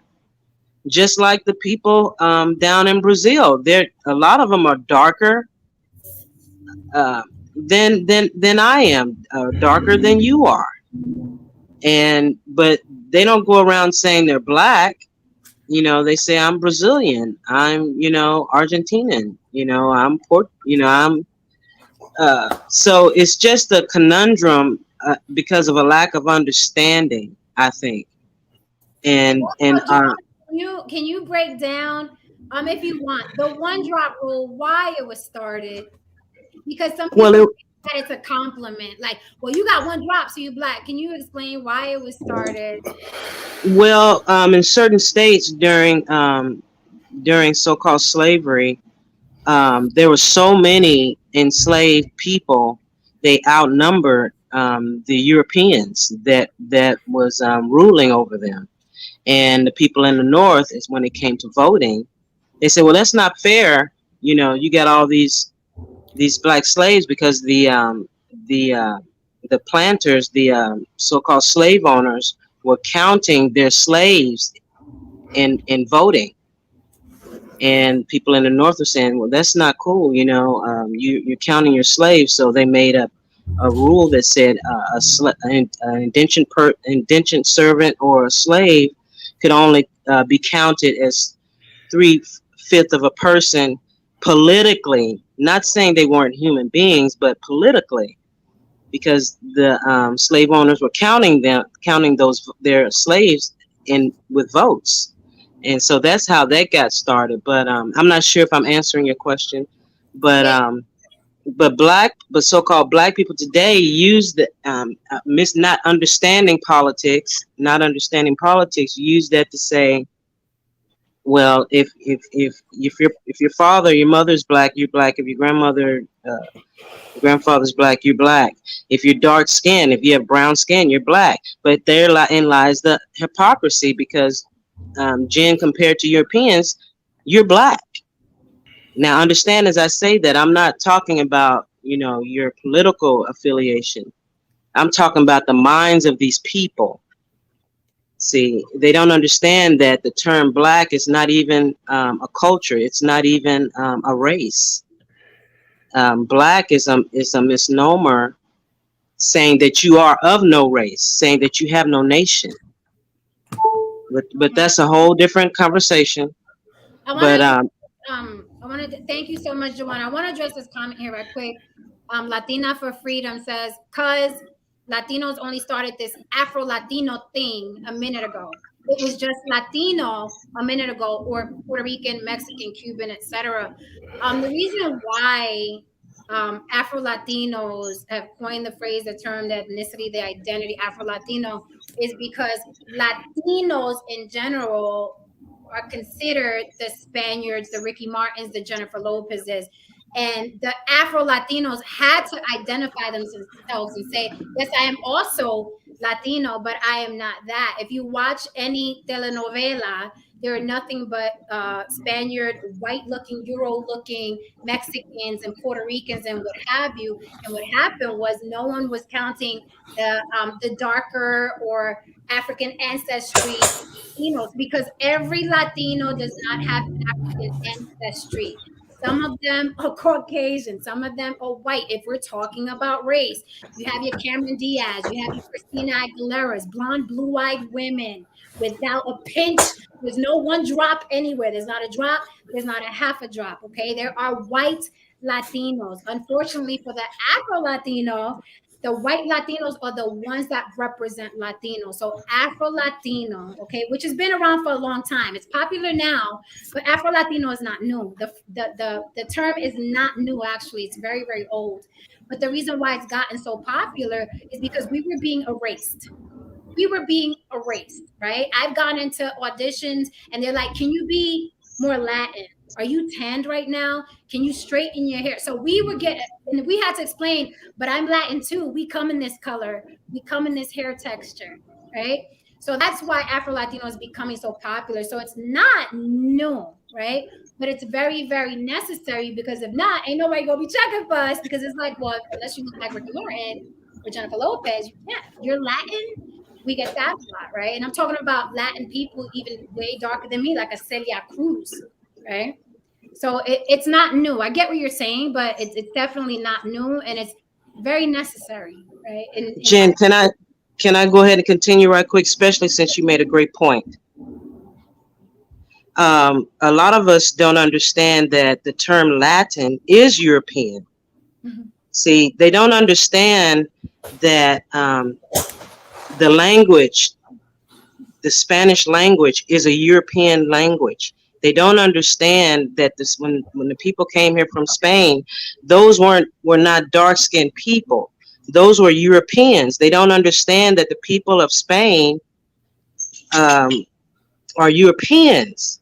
And so when they had the so-called African slaves, or the people who are already in that area of Central America, what we call Central America and South America, those dark-skinned people who are already there, they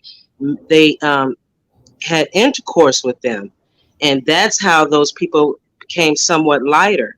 Some of the people whose family never intermingled with the so-called darker-skinned people, they appear white. Why? Because Latin is so-called white. Latin is European, but we don't understand that. We were never taught that. And so now you have the mixture. Now you had the Europeans mixing with the people down there or here or wherever. And we don't understand that the slaves took on that language, just like up here in the United States, the Africans, when they were intermingled with the Europeans, we spoke English. My point that I'm trying to make is that we're pretty much the same people, but we've been um, culture um, um, intermingled to be of that oppressor, so-called oppressor's culture, indoctrinated with that person's culture. The people who speak Spanish, excuse me, go ahead. Yeah, that's what I said. None of this is our native tongue. Like Spanish isn't our native tongue, which is funny when, I've run into like Puerto Ricans who tell other Puerto Ricans, you don't speak Spanish. I'm like, no, they don't speak the conquistadores fucking language. Okay, it's not. I don't understand why there's this pride thing when it comes to speaking Spanish, because that's not our native tongue. Because people don't understand. They don't understand the history of what happened. And they definitely don't understand that the term Latin is European to begin with.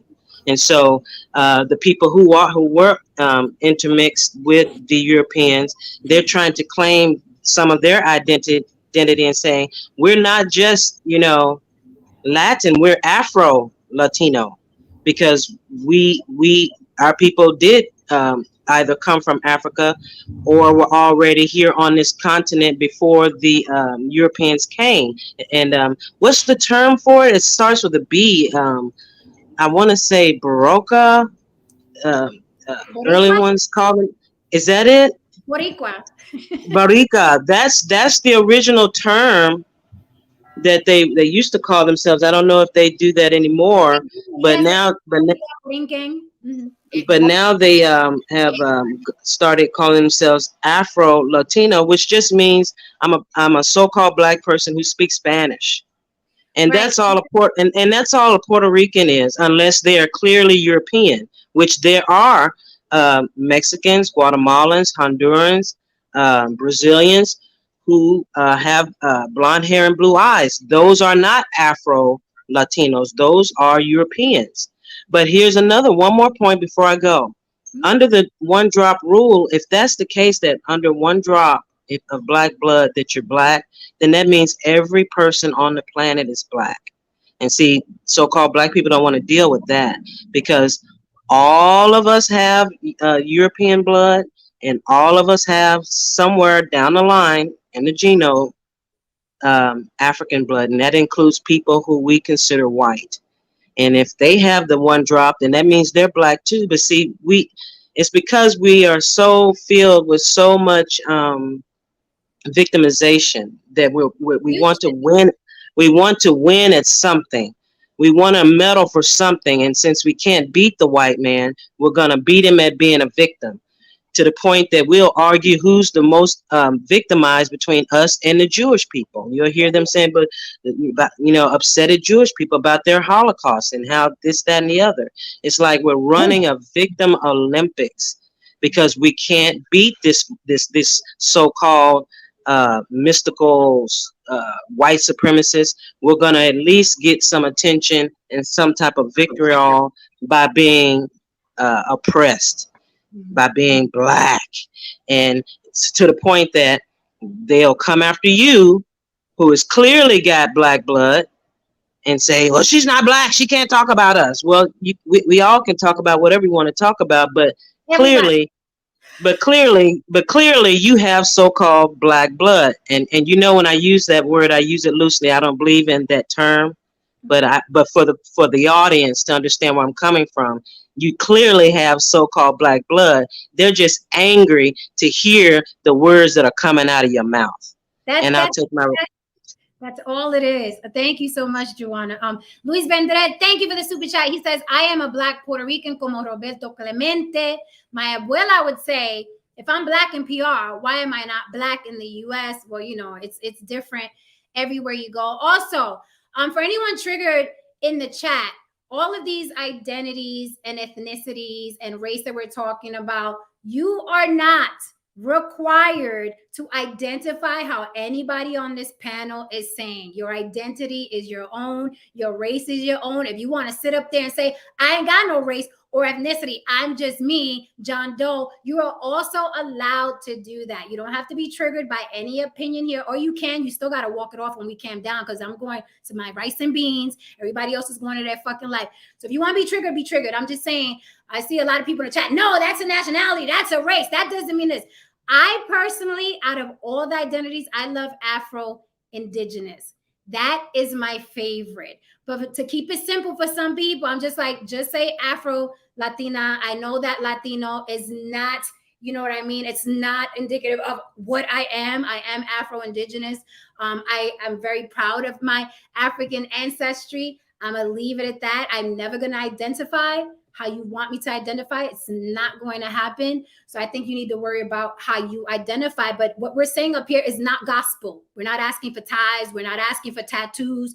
However you want to identify is your business. I just want everybody to talk about their experience. And I think that's what, when we run into problems where it's like, no, you got to identify like this. And that's never going to happen. Your head will explode, because no one's going to agree with you just because you want them to agree with you. I love what Latina for Freedom said. She said, in the Bronx, it was the PRs in Black, and we never talked race. We just kicked it. But this was years ago.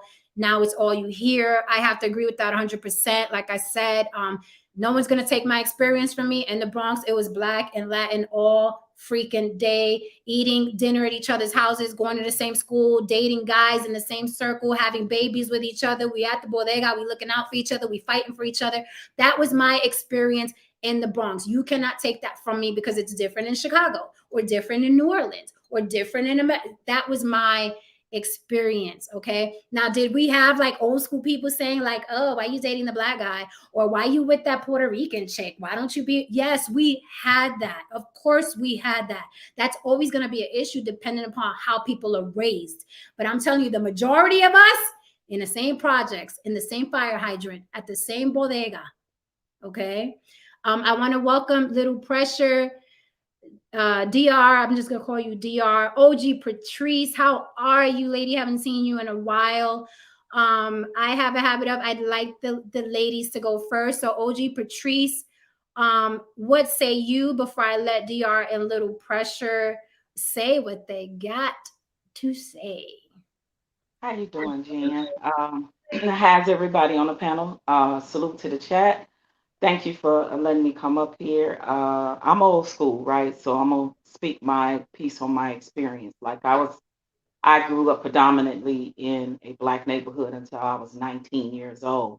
And then I grew up in a mixed neighborhood where there was a big melting pot of whites, Hispanics, and Black people.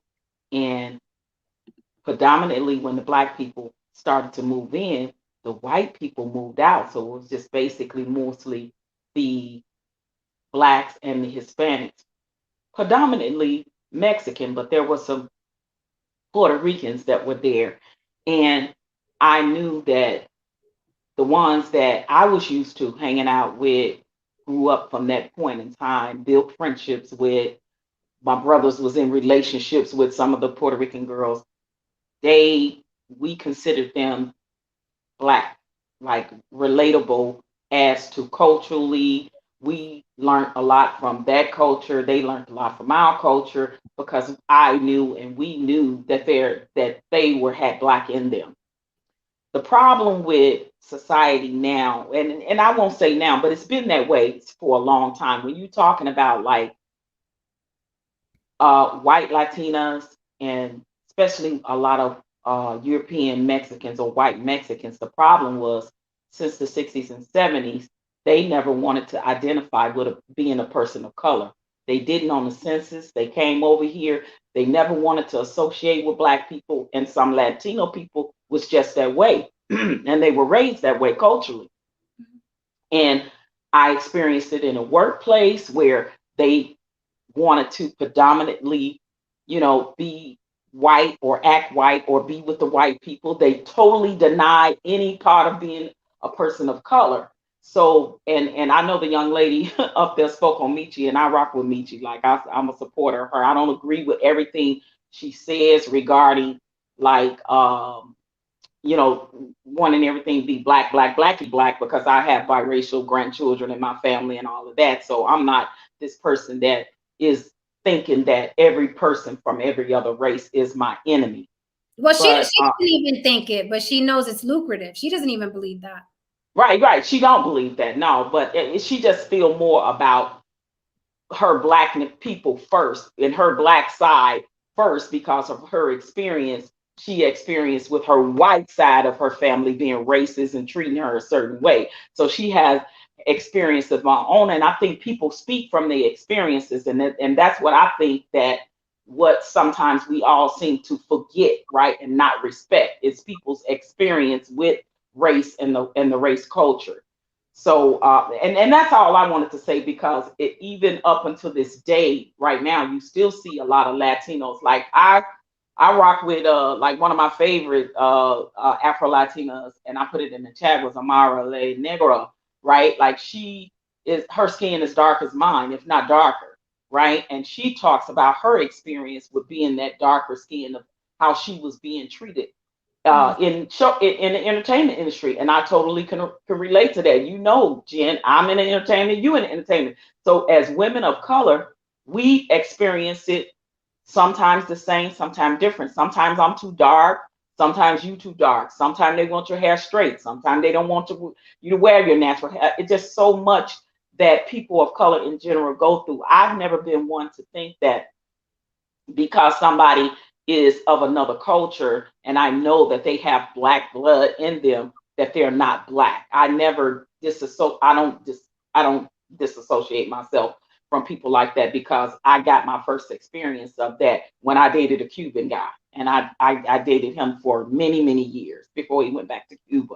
But yeah, I think that that's what people are talking about, the experiences. So I think the experiences need to not be dismissed, but to listen and to learn based off of people's experience, and then off of society as well. And what is society is showing you and driving you to believe? We have a lot of people that want to come over here, and they come over here want to live the American dream, but they be so far from people of their own race. They be so far because they want to cater and coddle to the white race. And that's just facts.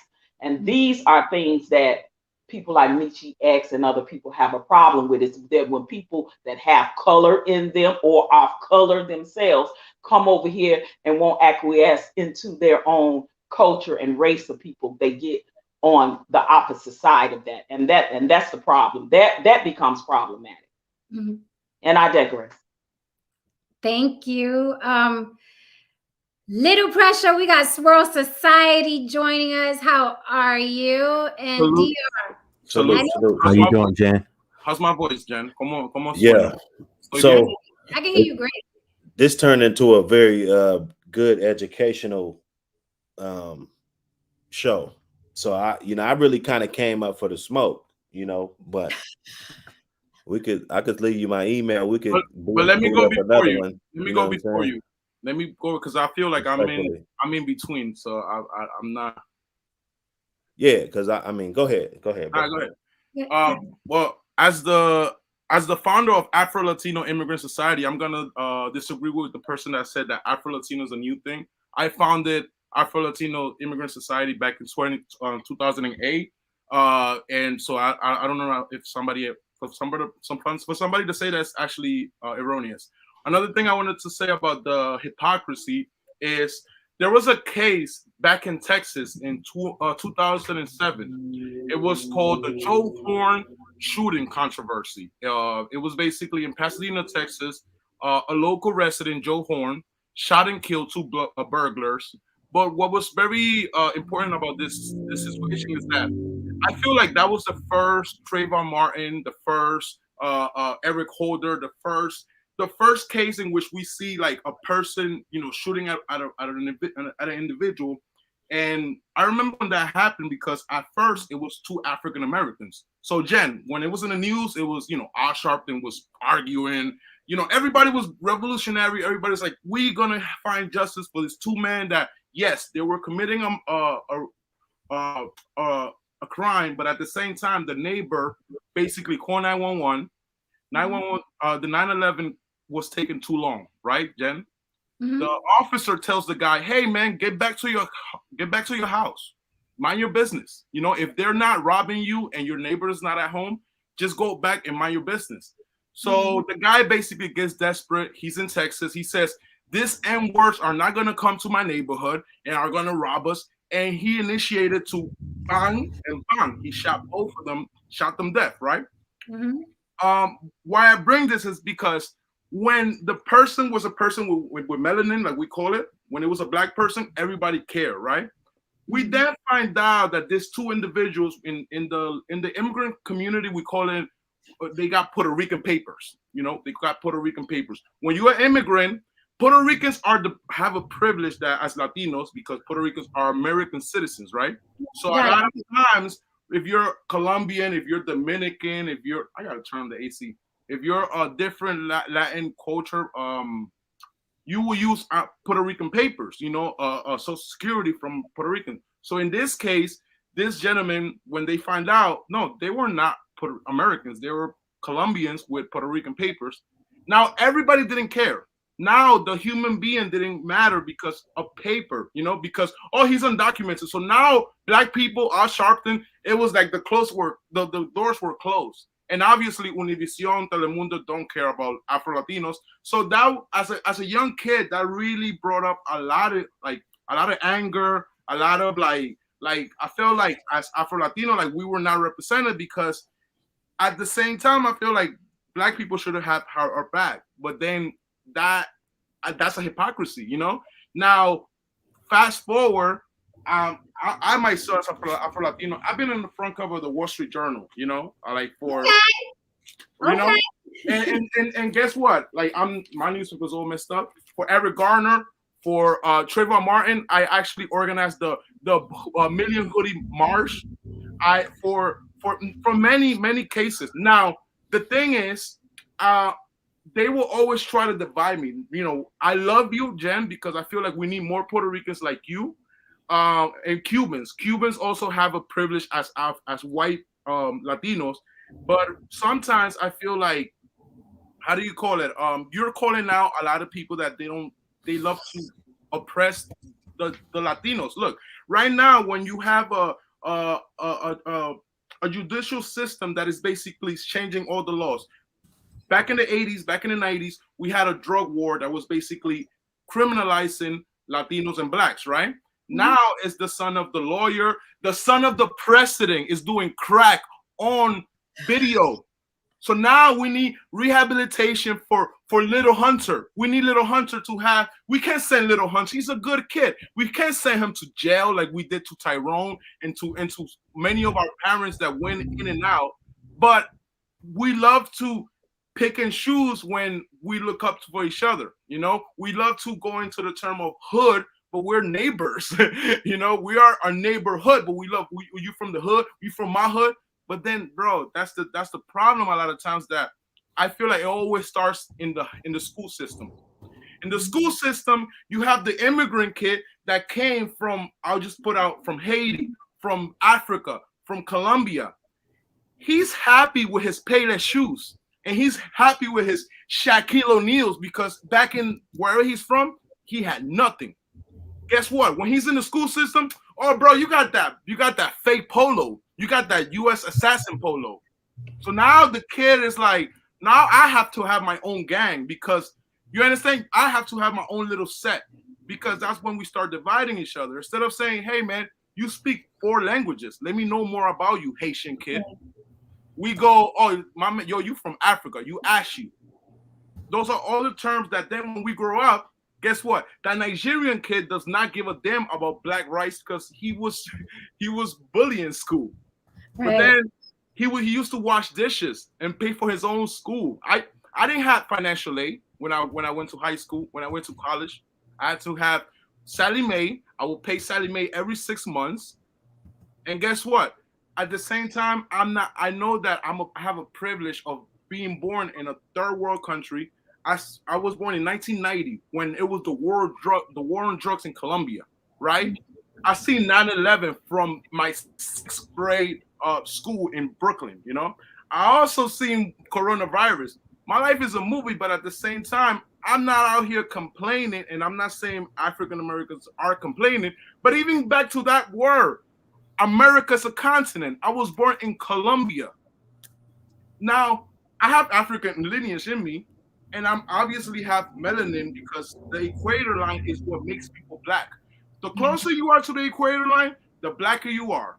The further you are to the equator line, then that's where you find Germany, that's where you find Russia, because the sun is not hitting as hard as where it hits in the north. So there's a lot of hypocrisy within our communities. You know, I grew up mostly in New York, and I always like to call it out because I feel like the new generation is the new beef of like the old people against the new people. The younger people, they get to see it a little better because we already lived through, like you might leave school, but then you always on social media, you always interacting with people from other countries, from other cities, so they're more open to receiving, to acknowledging people. But I just want to like give you a shout out. Also, like I will call out one thing about Puerto Ricans, because that's one thing that as an immigrant, I always feel like Puerto Ricans love to play both sides. You know, growing up, there was a kid named Kilver, right? Elaborate on that. Oh man, Kilver, he had this thing that he would be like, he will come to your arm, right? He will check your arm, and then he'll be like, let me see your arm, right? One thing, a lot of immigrant kids, when you're born in another country, for some reason they give you like a shot, right? And we all got this shot here. Puerto Rican, Dominican, Mexican, no matter where you from, bro, everybody got a little shot. Kilver's such an asshole that he'll be like, oh, you came off the boat. Get out of here, yo. This nigga, mind you, I was just starting to learn English, and I'm like, damn. So you get what I'm trying to say? Like, as a Latino, literally discriminating other Latinos because he's surrounded by black people. But when he comes to the lunchroom and we talking, you know, we in ESL class, now he wants to be Latino. So that was one thing that I want to call out about Puerto Ricans, because what they love to, I think what Star calls it is I forgot the word that Stars use, but he code switching. But they don't do code switching in a way of I'll finish with this. Like back in 2000 when did Obama finish? 2013, right? A week before Obama left the administration, right? Cubans in Florida did not vote for Obama, or they voted for who was it? They not voted for not from Obama. They not voted for Hillary. Cubans voted for Trump when it was Hillary against Trump. Oh, Cubans love Trump. Peep this. So Obama, what he did a week before he left office, he didn't have to do this. A week before, he took off the wet foot, dry foot law, meaning that Cubans since 1969 they've been having what we call this. They've been getting papers. They've been getting a lot of free shit from the government, right? But at the same time, Cubans vote Republicans. You will never see a Cuban fighting for immigration rights. You will never see a Cuban like standing up for a Mexican, for a Dominican, etc. Right? Fast forward to they changed that law, right? So I'm talking to this Cuban guy, and he's like, Obama un come mierda, Obama, oye, hacer, ese Obama, que se vaya a la mierda. Entonces, you know, le digo, ¿qué pasa, Borico? ¿Qué te pasa? Oh, no, porque es que tengo mi hermano, lo van a deportar, porque, oye, chico, Obama. You know, so basically the guy's saying his brother's getting deported because of Obama. So I'm like, what happened? What did Obama do? Oh, my brother, he had 2 domestic violent cases, one from 98 and another one from 2008. And basically the guy had three felonies, Jen, right? I know in New York, people that get deported for not paying the train. I know people that get deported for driving a car. I know people that get deported just because they showed up to a meeting and they didn't know that immigration was going to deport them, right? Oh my God. They didn't commit a crime, but they're just here illegally. Being illegally is not a crime. Committing a crime and being an illegal immigrant is a crime, and you get kicked out of this country. So I was like, I have no sympathy for your brother. Your brother's an abuser that the government has not being able to deport because Cuba was not receiving Cubans. So you can't send nobody from Cuba. Now, do I feel bad for a person like that? No. Now you start seeing Cubans advocating for immigrant rights because now they're starting to understand, man, it's actually critical. So when you give some people power instead of fighting for the people like themselves, it's the opposite. You know, they use that power and they get high on that power. So that's why Puerto Ricans like you being here in this platform, being on YouTube, it's very important for you to defend us as immigrants because immigrants are the number one no snitch policy people. We won't even call the cops on each other because, oh, no. I know your uncle touched you, but guess what? I have no papers, mommy. I have no papers, mommy. They're, you know, so, I mean, that's just a bigger topic, but I just wanted to call out that hypocrisy. We are the first Trayvon Martin. Look up Joe Horn in Texas. Thank you so much for that little pressure. I want to address this, and I don't know if she's playing or not, but I want to address it anyway. Linda Velo says, y'all too racist for me. The problem with that statement is that all the people on this panel, Black and Latin, we've all had these experiences in real life. And every time they're being discussed, you throw the word racist at it. We can't resolve anything. My experiences are real. Tiny's are real. Haran's are real. Everybody's experiences are real, and we have to talk them out to get some sort of resolve for those of us that want resolve and for those of us that want understanding. So it's not about being racist. It's about these things really happen in our communities. I want to piggyback off of what Little Pressure said, speaking about Puerto Ricans, because when I was over on Ask Nathaniel, this Puerto Rican woman, the panel was me, Ask Nathaniel, and then the rest were Black women. So the Puerto Rican woman specifically jumped on the panel to attack me, to cape for the Black women.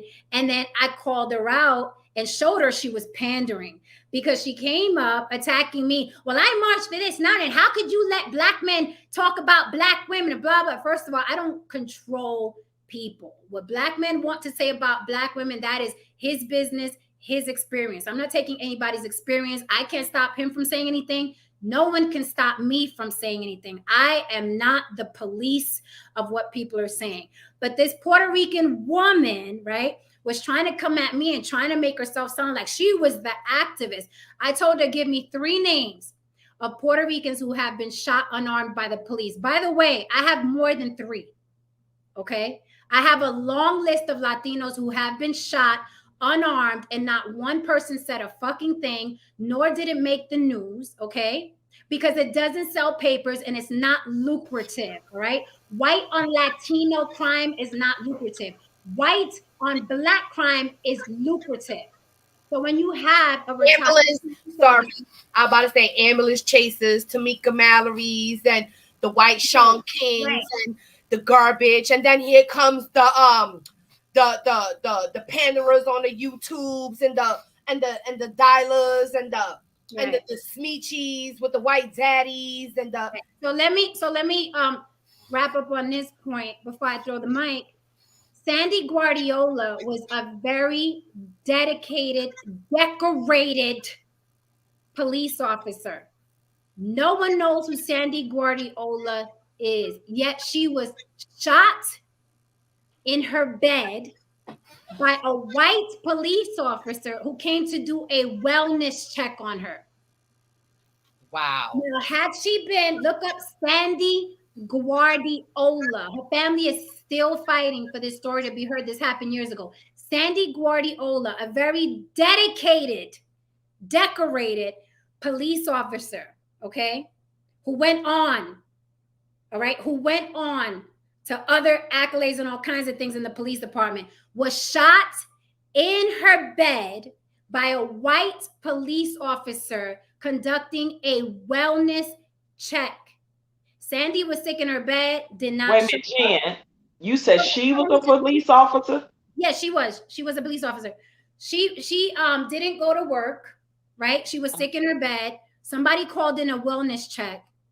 A white police officer went into her home while she laid in her bed and shot her to death, and claims that he got scared because she moved. No news. No one's in a heard of her. So when that Puerto Rican woman came up trying to bark at me and pander to the black women, I said, name me 3 Latinos who have been killed unarmed by police officers. She didn't even have one. She just wanted to bark and bark and bark. So just going back to what you said, Little Pressure, Puerto Ricans be on some bullshit too when they're pandering and they want to be accepted elsewhere. I don't care that you march for, I marched for Trayvon. Okay.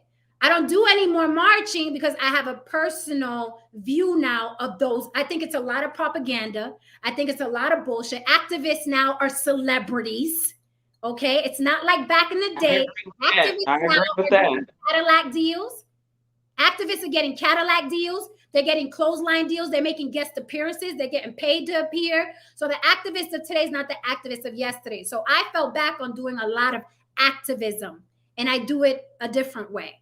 But when this Puerto Rican woman is coming up on a panel barking at me about activism, and she can't name one Latino from Sean Monterosa to what the name I just said, Sandy Guardiola. When you can't name Puerto Ricans and Latins that have been killed unarmed, you are full of shit, ma'am. You are full of shit, because an activist would be aware of everything that's going on, especially if you're Puerto Rican and Puerto Rican people have been killed unarmed by the police department. Yet you couldn't tell me one, except when my brother was killed. You couldn't tell me one. So I agree with Little Pressure. Yes, Puerto Ricans be on one, and they do be code switching. And what happens a lot of time in these spaces is that they try to tell me, oh, I was code switching. No, I never backed down. Who is that, Tiny? I can't see. This is your black agenda leader with a white daddy. Look. Oh, well, he white. He motherfucking all the way white. This who they You're like a sheriff. You got the sheriff. Right. This is daddy. This is her life. This they try to compare me to her. Yeah, Tina Tato, Sandy Guardiola. The story is horrific. The white police officer is still a cop. He didn't have charges on him or anything. This woman was in her bed. He did not announce it. He's claiming he announced himself, and he's claiming that she pointed a gun at him. That is what, on a wellness check, he shot this woman in her bed. She was still in her bed. Okay. And this has happened. So there have been Puerto Rican Latin teenagers that have been shot. Sean Monterosa on his niece was shot. So, you know, there is a lot of hypocrisy on both sides. There's a lot of bullshit on both sides. Okay. I want to welcome E Black TV to the panel. What's up, E Black? E Blizzy. Hey, what's going on, y'all? How y'all been? What's up? Welcome to the panel, sir. I know that Swirl Society been up here for a minute. So, Swirl Society, what say you? Yeah. Thanks a lot, Jen. I appreciate it. What's going on, everybody? I kind of wanted to weigh in and kind of talk about this subject because it's a heavy subject that has been going on for a long time, right? Because we all live within the same community, right? From New York, I know y'all in New York, y'all are bunched in. It's very multicultural. Even down here, I'm from the West Coast in Southern California. We grew up. I'm a so-called, you could say, so-called black man. I grew up mostly around Mexican, Polynesian, Asian, and people from South America. So yes, there's always that rivalry. I would say sometimes there's sometimes a beef, and we do get along really well. You know what I mean? We really get along really well. We have a lot of things in common. But I think, yes, there are certain things that you're seeing today where you've got social media, you've got, like you said, politicians are now celebrities, and people code switching, hypocrisy. Politicians are twerking now. The politicians are twerking. No, you know what I mean? It's crazy. It blows my mind, right? Now within the black community, I can tell you from inside the black community how I have seen the hypocrisy towards Latinos, and from Latinos, because most of my friends, my wife is Colombian and Puerto Rican, right? We have kids, so her side of the family, my side of the family, things like that. So now inside the Black community, what I've seen is more from the women's side, a beef when it comes to us dating Latin or white women. There's always like I would say like that a lot of Black women will feel like, do we think Latin women are better? You know what I mean? Or we prefer Latin women. And that's really huge, especially in Southern California. We grew up with Mexican women. We would date a lot of Mexican women and a lot of Mexican men. We would have rivalries. This is where, especially within gangs and stuff like that in Los Angeles. And I forgot, Young Jeezy did a video. I think it was called "Can't Leave You Alone," and that is definitely like 100% real. Where yes, a lot of Latino women want to talk to Black men. And sometimes the parents, it's usually, like you said, it comes from the plantation, right? We have the casta system, right? The Moriscos, the Swarthies, we had the mulattoes. We had like a system that went from top to bottom. Like we had a mixture. But I think what a lot of people don't understand is that we're pretty much all the same. And we all have a mixture somewhere down the line of the same background, and we're just divided with flags, language. Of course, we got conquered by the British. We speak English in the United States, mostly in the Caribbean, South America. You're speaking Spanish or French, of course, with the Haitians, and it's just like we have to come together for one common cause, right? If we work together as one, we could accomplish way more. But there's a lot of infighting. There's a lot of code switching. There's a lot of jealousy. There's a lot of hatred, right? You could say, yes, there's colorism as well from the top to the bottom, which goes back to the caste system.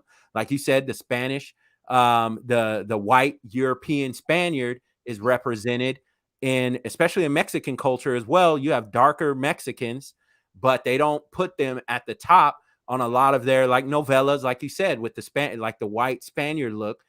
Same thing with Puerto Ricans. I remember seeing a lot of like brown skinned Puerto Ricans with curly hair and stuff like that represented in movies and stuff. I remember what's her name, Rosie Perez and stuff back in the 90s and the 80s. But yeah, you'll see like some of that in TV and movies. And I think that's where, like you guys were saying, Afro-Latino comes in.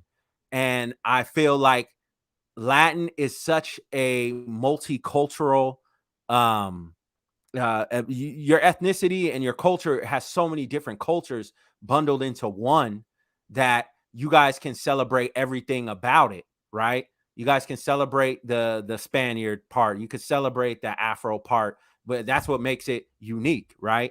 And I think where the Afro-Latino comes in is because they felt, like you said, left out because they represent the whole Spaniard side. So I think that's where that beef, like where you said Latin versus Black beef comes in. Like it's like a slight. Like they feel like, oh, if you don't say like, oh, are you Black? Are you half Black? You got some Black in you or something like that. And you say, no, I'm just, I'm Puerto Rican, or no, I'm Dominican, right? And you even see it in sports, right? You look at Major League Baseball. Major League Baseball is dominated mostly by Dominicans, Venezuelans, Puerto Ricans, Cubans, of course, and a lot of them are Black, right? Like Black skin, okay. And not Sammy Sosa. He not yeah, no I more. know, like that, right?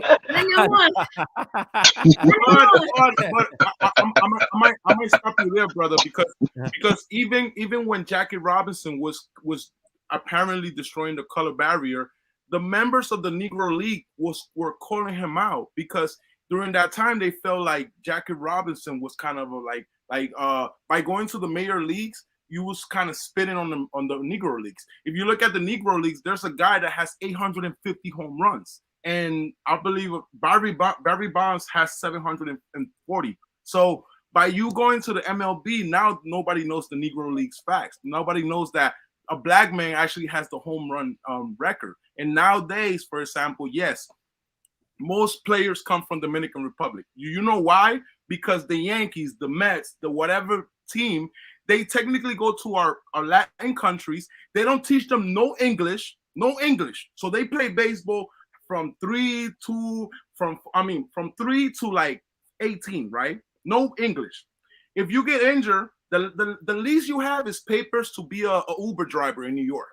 You know, by the time they get signed, yeah, they get millions of dollars. But the system that is created is basically like a farm, like a human farm of humans that, you know, you make them baseball players, but at the same time they don't get the education system that they deserve. You shouldn't be a $200 million player, but you need a white man to translate for you. That's Sammy Sosa. That's every player. So even though it looks like we're taking advantage, it's also within the country. You know, why everybody wants to be a basketball player and a football player when your contract is not even guaranteed. You know, baseball, you sign $500 million. I get that every year. There's a guy named Bobby Bonilla. Every July 1st, he gets paid by the Mets. Yeah, Bonilla Day. I'll say the white man's gonna put anybody on that field who's gonna run that ball. But Jen, let me say this: there's no power. People and so-called black people in America have a feel a certain kind of way about the black people who speak Spanish, whether they're Dominican Republic or Colombians or whatever, who say they're not black. What they don't understand is those people are claiming the country, the nation. Black is not a nation. Black is not a country. Those people are claiming their country, and that's something that most black Americans refuse to do. I was on a show the other night. Well, I wasn't on the show. I was in the chat, and there was a so-called black woman saying she's not American. Well, she's just giving up all her power. She's not American. Yeah, and they don't understand that Puerto Ricans who are dark skinned. First time I didn't even know until I went to the military. I was 18 years old. This is how brainwashed I was. My bunkmate was a woman. You would have thought she was from the Congo. She spoke Spanish.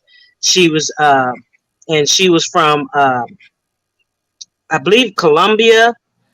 And I had a light bulb went off in my head. Now, this was clearly a black woman, but she spoke Spanish and she was from another country.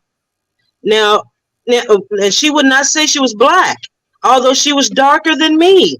And I was offended. Why was I offended? Because I thought she was denying me. No, she's claiming her country where her power lies. There is no power in claiming blackness. Blackness means you have no nation. You have no country, and therein lies the infighting with black people who speak Spanish and black people who speak English. There is a problem, and the disconnect is with how uneducated some of us black people in America are about what black is.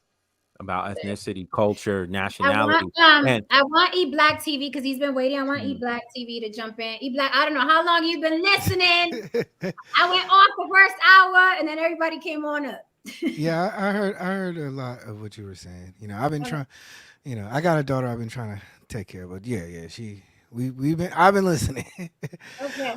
But you know, I love these type of conversations. Like I said, I've always said this. You know, if you guys have an issue with Jen, pull up. She is not ducking no smoke. She is not a smoke ducker. So if you think she's one way, I think a lot of times people get in their feelings. I super chat you. Strengthen your arguments. Make a good argument, then have the conversation. Because what I hate what people do is they throw around the word racism, which devalues the word. Racism is racism. But don't call everybody racism because they may not agree with your philosophy, your brand, your ideologies. A lot of times people are opportunists. Jen, we know a lot of people who now call you a racist, but they weren't racist when they were making them money. Right. When Jen's not making these people money, she's a racist. You know, and that's, to me, that devalues what racism is, and it doesn't help us get anywhere. You know, secondly, you know, I think me and Jen, we try. We're gonna get this together sooner or later, but I think we miss out on the historical. There's enough historical facts about the relationships between African Americans and Latinos. We can go to the Young Lords in New York. We can go to Cesar Chavez. People don't realize that Dominican Republic almost became a state of the United States, and they were going to send black people to there. We don't realize how connected we are.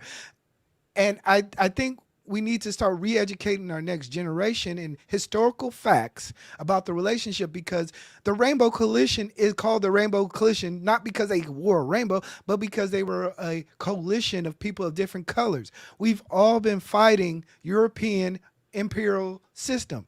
We're fighting classism. We're fighting the same battle, and we're continuously fighting the same battle. But because now we're able to talk on the internet, some people feel like, well, I don't really have to fight that hard no more.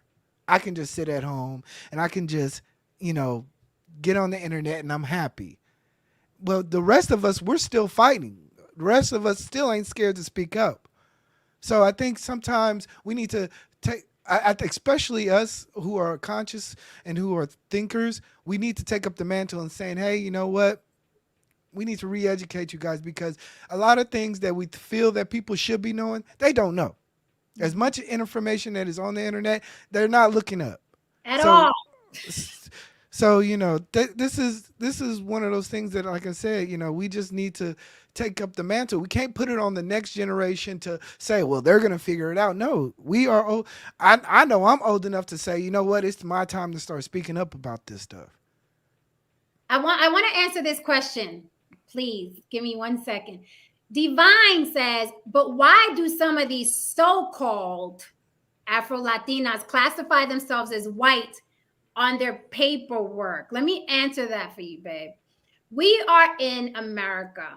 Proximity to whiteness is survival for a lot of people, okay? Proximity to whiteness is survival. It's also lucrative for a lot of people. So when you ask, why do these so-called Afro-Latinos do X, Y, and Z? It is survival. It is no different than the picture I threw up. Let me show you this picture of a black woman. Her name is Delicious. I'm sure you've seen her. She's part of our pop culture now.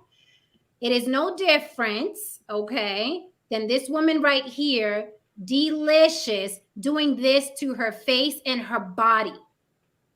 Because she knows if she removes herself from looking as black as she did, she's going to make more money. More money is survival. It's the same reason Little Kim is now White Kim, right? And it happens across the board, not just to Latins, but to Black people, to Asian people. There are Indians in India bleaching their skin. So to answer your question, it is about survival. But I hope you find solaces. I am a so-called Afro-Latina who doesn't check white on any application and never will, because I don't believe my survival is dependent upon whether a white person is going to give me a job or not. So it's not all, just some. Okay. Jen, can I say? Yeah, and Tiger Woods as well.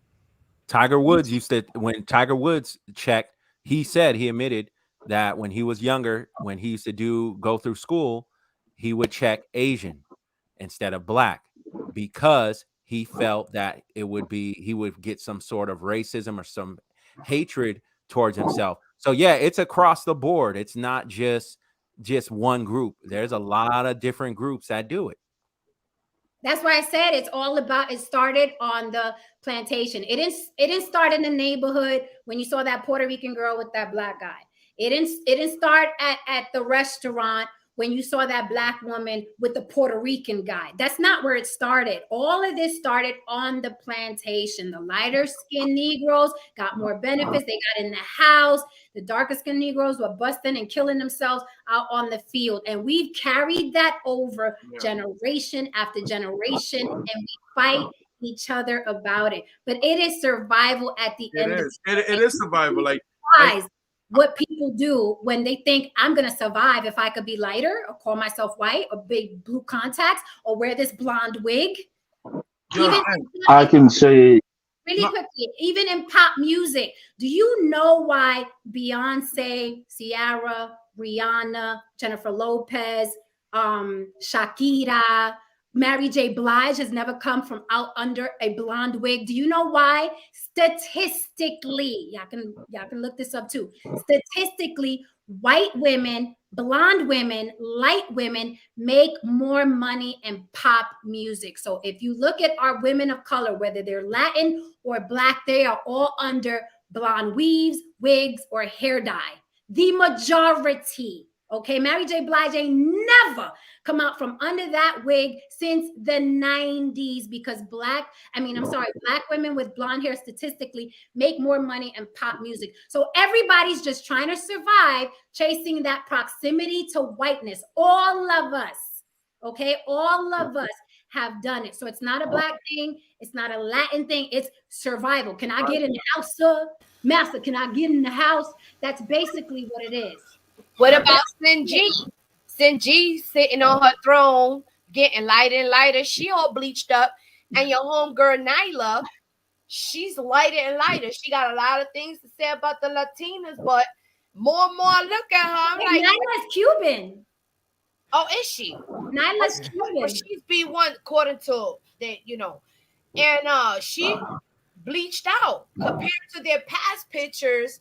And they're now, you could tell they got their bleach going on and, the curly look. They want to look Latin. And so, and listen, curly hair and brown skin came from a black person. Rather your mama gave birth to you or your daddy, inserted you, however you want to slice it and dice it, right?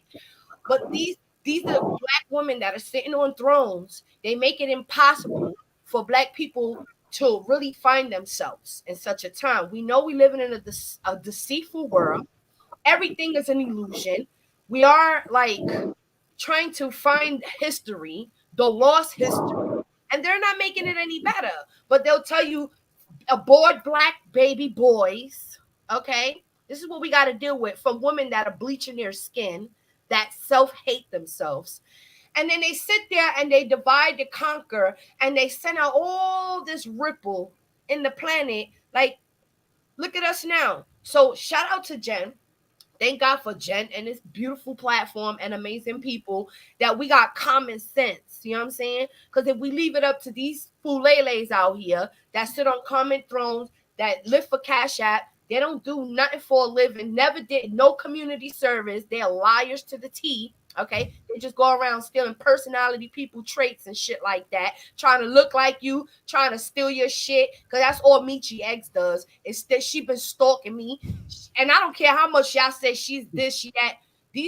These women sit around trying to be in secret competition with me, and meanwhile I'm up against the government and every damn near thing that's got us in captivity when it comes to these illusions. And everybody knows that I don't play no games. I tell it like it is. I don't care if you right, you wrong, you wrong. I don't care who you are. I'm about right. Tiny. Thank you so much, OG Patrice, for the super chat. Guys, hit that like and subscription if you haven't already. If you're digging this stream, make sure you hit the notification bell or you won't know when I'm going live with these wonderful people or my wonderful self. Hit that like, tell people about this stream. Again, I'm all for collabing if it makes sense. What are people can I jump in real quick? I'll let homeboy go because I know he waited patiently. I just wanted to ask. I just wanted to say, like, according to current statistics, Latinos are currently 24% of the American population. According to Agenda 2050, by 2050, Latinos will be hand to hand with white Americans as like the majority. More white people, more white men are dying than the ones being born. So a lot of it is phobia. Trump being in power is phobia. It's like, oh, we don't want them to overtake because if you go to the school system, there's 14 black kids, there's 20 Latino kids, and there's only like 3 or 4 white kids and a few Asian kids. So that's the phobia that we're going as a country. So my recommendation for a lot of black people is two of them. One, travel out of the United States. Don't just travel to Miami. Travel out of the United States. Travel to Costa Rica, and you will see and you will value the dollar. So you will realize, damn, I could buy the same thing 3 times less in another country. Oh, damn, I didn't know that. And then you get to see even people with no shoes. You can't even make fun of no shoes, just barefoot. Another one that I would like to say is learn Spanish. America's the second biggest Spanish-speaking country after Spain. There's no other country in like just like how Brazil is the second biggest country with the most black people. We have the most people speaking Spanish. You go up north to Canada, they will speak to you in French and in Spanish. You go to a small country like Haiti, they will speak to you in Spanish, in English, in French, and they made their own language called Patois. Not Patois. What's the name of the Haitian language that they invented? Creole, French. I think Creole. The Creole. So I respect Haitians because they're so capable. I haven't met one Haitian that will give me an excuse. And those are people that I met as dishwashers, and now they're doctors. So I'm not saying people are putting excuses, but bro, if that dude that was a dishwasher right now has what he has, I feel like sometimes people just don't see the privilege of being an American is. Like you said, look, America's a continent for me, so I feel like I'm Native American. I feel like the sons of Europeans should not take my American, should not take that from me. Now let's put it in another perspective. I was born in a country named Colombia. Think about if you force the Jewish people to live in a country called Hitlertown, and then the people that are from there are Hitlertonians, and be like, oh, where are you from? I'm from Hitlertown. That's what my country is. We have the name of a colonizer. You know, Puerto Rico's name or Costa Rica's name was not because it was a beautiful. No, it was because when the Spaniards were coming here and they were like, okay, we found gold in that island. We're gonna call it Puerto Rico. We found gold in Costa Rica. You know, I want to finish with this. Christopher Columbus' son died in Costa Rica because in one of Christopher Columbus' journal, he spoke about how Costa Rica was rich in this, rich in that. The poor bastard died looking for all the riches, and in Costa Rica, he didn't find shit. He died of like tuberculosis or whatever. But that's a funny fun fact. But that's what it really is, you know. So I don't know. Just want. Let me jump in real quick and say that super chat was from OG, not OG Patrice. Thank you, OG. I don't know if you're a woman or a man, but I want to give credit where it's due. Tina Tattle says it's been said that Beyonce's dad deliberately chose darker skinned girls to be in Destiny's Child alongside Beyonce. He thought Beyonce being the lightest and blonde would ensure her success. And it did, Tina. I did a stream about colorism, how even Black people use colorism to advance their careers. As you know, Beyonce's been flanked by dark-skinned women all the time. The only time there were girls her complexion there, they got booted out. But if you notice, they're always dark and they frame her. They're doing the same thing similarly with Blue Ivy now. You know, when they did Lemonade, Blue Ivy was in the middle and the two darker skinned girls, you know, were flanking her. So even Black people use Black people to advance themselves. Everybody does it. That's why I'm saying it's a people of color thing. Everybody does it. And one thing I want to add, and I want to leave on this note because y'all killing it. I want people to understand that, you know, America has an issue because America was one of the last countries on the Western Hemisphere to end slavery. A lot of countries ended slavery long time ago. They solved a lot of the issues long time before us. So the issues that, like, I don't blame Cubans or people from Southern America for not relating to the history that America has, because once it ended for them. A lot of what they went through is class issues. You know, there's caste systems, but for most of Southern America, it really became about class and then caste system. We struggled in the quagmire in America, so that's why we do it the way we do it, because we didn't have the same fight that a lot of people have. So bear with us, our fellow Latinos, because we had a different struggle, and you guys somehow in your own country had your own way of doing it. But be aware and be sensitive to, hey, we had to do it our way, and we're still doing it our way. So That's fair, and I just want to piggyback off that and say people like Felicitas Gomez, who is Puerto Rican and American, did fight for civil rights, and we've all been in Lolita LeBron. You know what I mean? Was like this with Asada Shakur. This is just history that people do not know. When Asada Shakur got out of prison, she went to Lolita LeBron. So again, we are thick. OG Patrice and some other people said, "What's the solution?" A panel discussion isn't going to come up with solutions. But I will say this.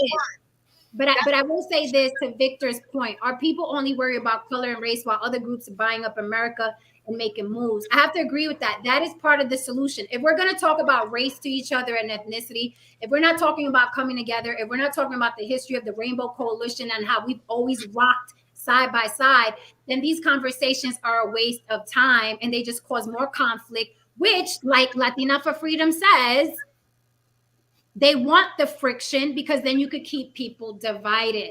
So I advise, if you're going to talk about race and ethnicity, it should be about the true history of how we fought side by side, because that's the true history. Those are not rumors. It is all documented. That's the real history. And that's where we got to come from, not really caring about the ones that don't mark, black on an application, or the chick that wants to be light skinned, or the Puerto Rican that code switches. Those people are not important in this fight and in this plight. So I think that's part of the solution, where when we come together and talk about race and ethnicity, what are we talking about? Yeah. What are we talking about? And one last thing, Che Guevara went to Africa.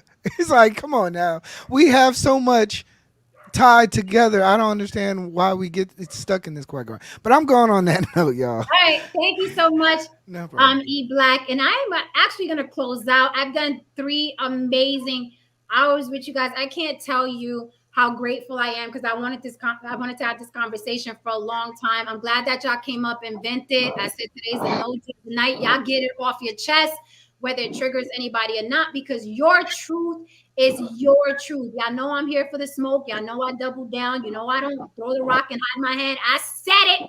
And if I said it, I'll say I said it. Now, other people saying I said some shit I didn't say, that's a whole different situation. So if you guys want to close out with your thoughts, I gave what I think would be a good, way to solutions. I know it's not going to be resolved in one panel, but those are my suggestions. When we do get together, what are we talking about? Let's talk more about our similarities and our differences. You guys take it away. I want to just say this, okay? I love all my sisters and all my brothers, and this fight is our fight. There's no such thing as we already been divided and conquered a long time ago. We're finding our way. This is the end times, and this is where we come together. We come to our conclusion.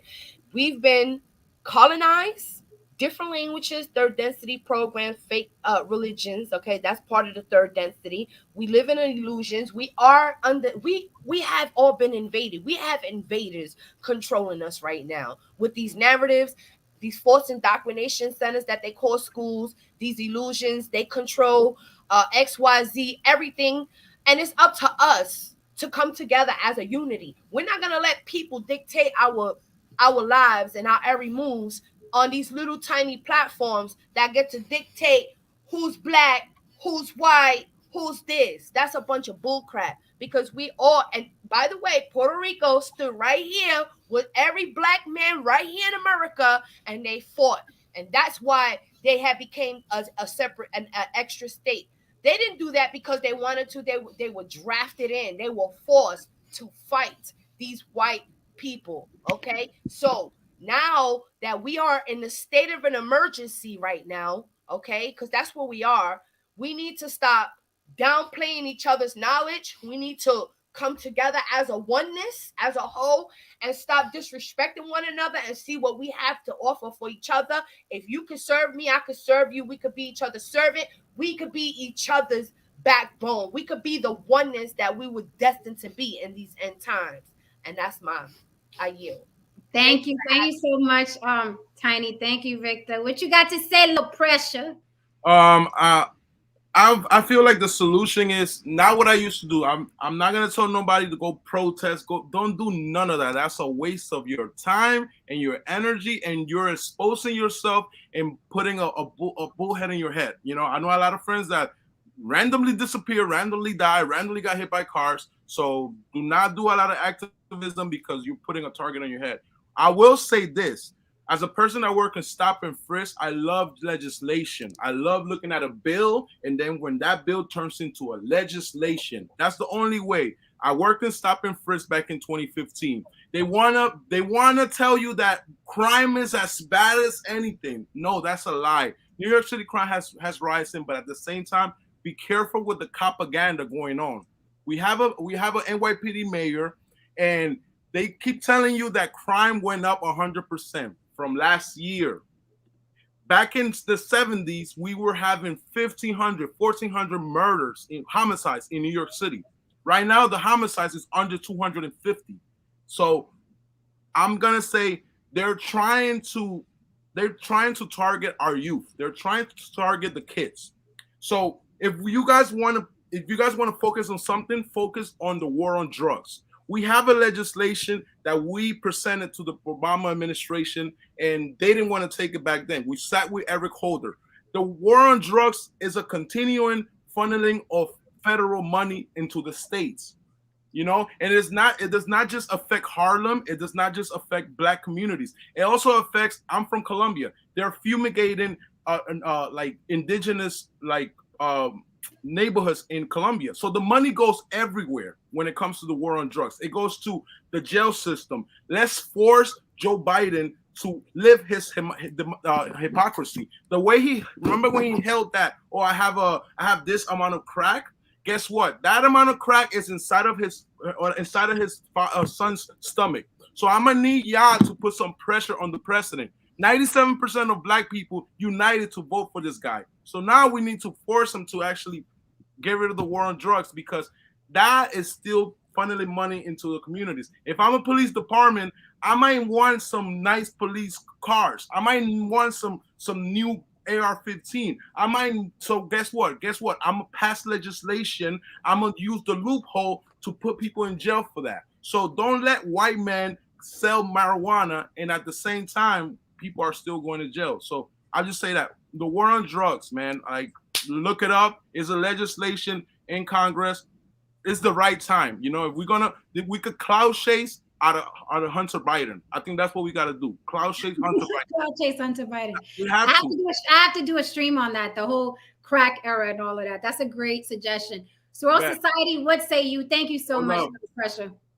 Yeah, I say, yeah, this was a great stream for everybody to kind of, let it out and bring it to the table. So thank you for that, Jen. And I just want to say, like, yeah, I think it starts with, like, everybody's looking for a solution. I think it starts with supporting each other instead of hating on each other. It starts with stopping all this racism and picking and choosing to go to which side and that side when we're all alike. We're almost all the same. You go to the Caribbean, everybody's eating plantains, rice and beans and steak and chicken, right? We all eat the same food, from Jamaica to the Dominican to Puerto Rican. Everybody has sancocho.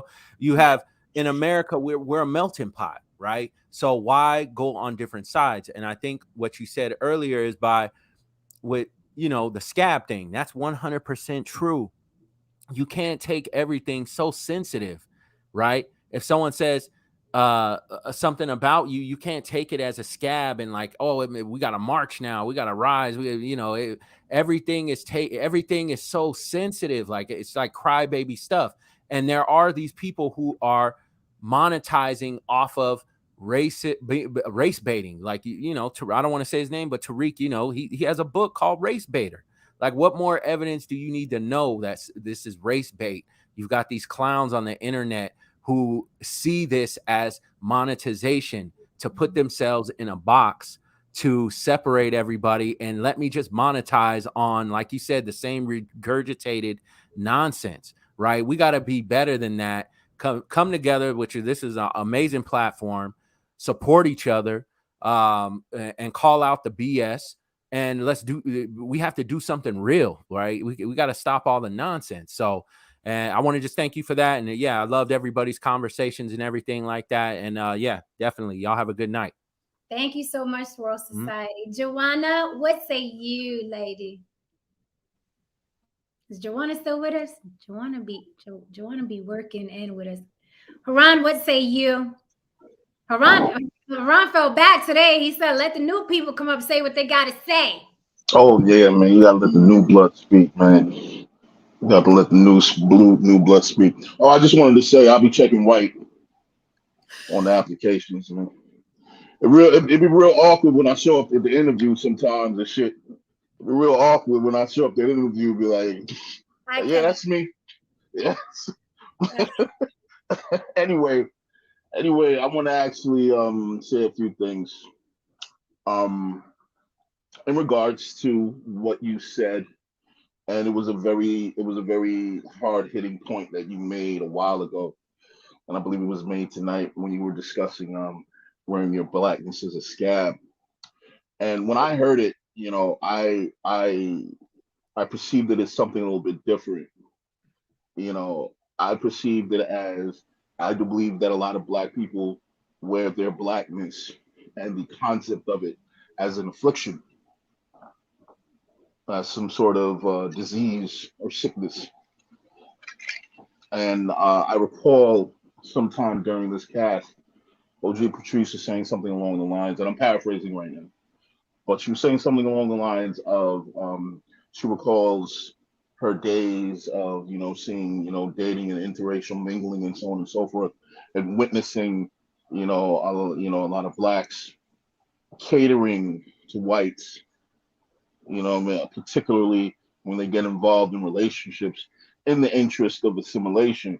So here's the things that I'm about to say right now that might really ruffle some feathers, but it is what it is. We need to discuss a lot of elephants and gorillas in the room.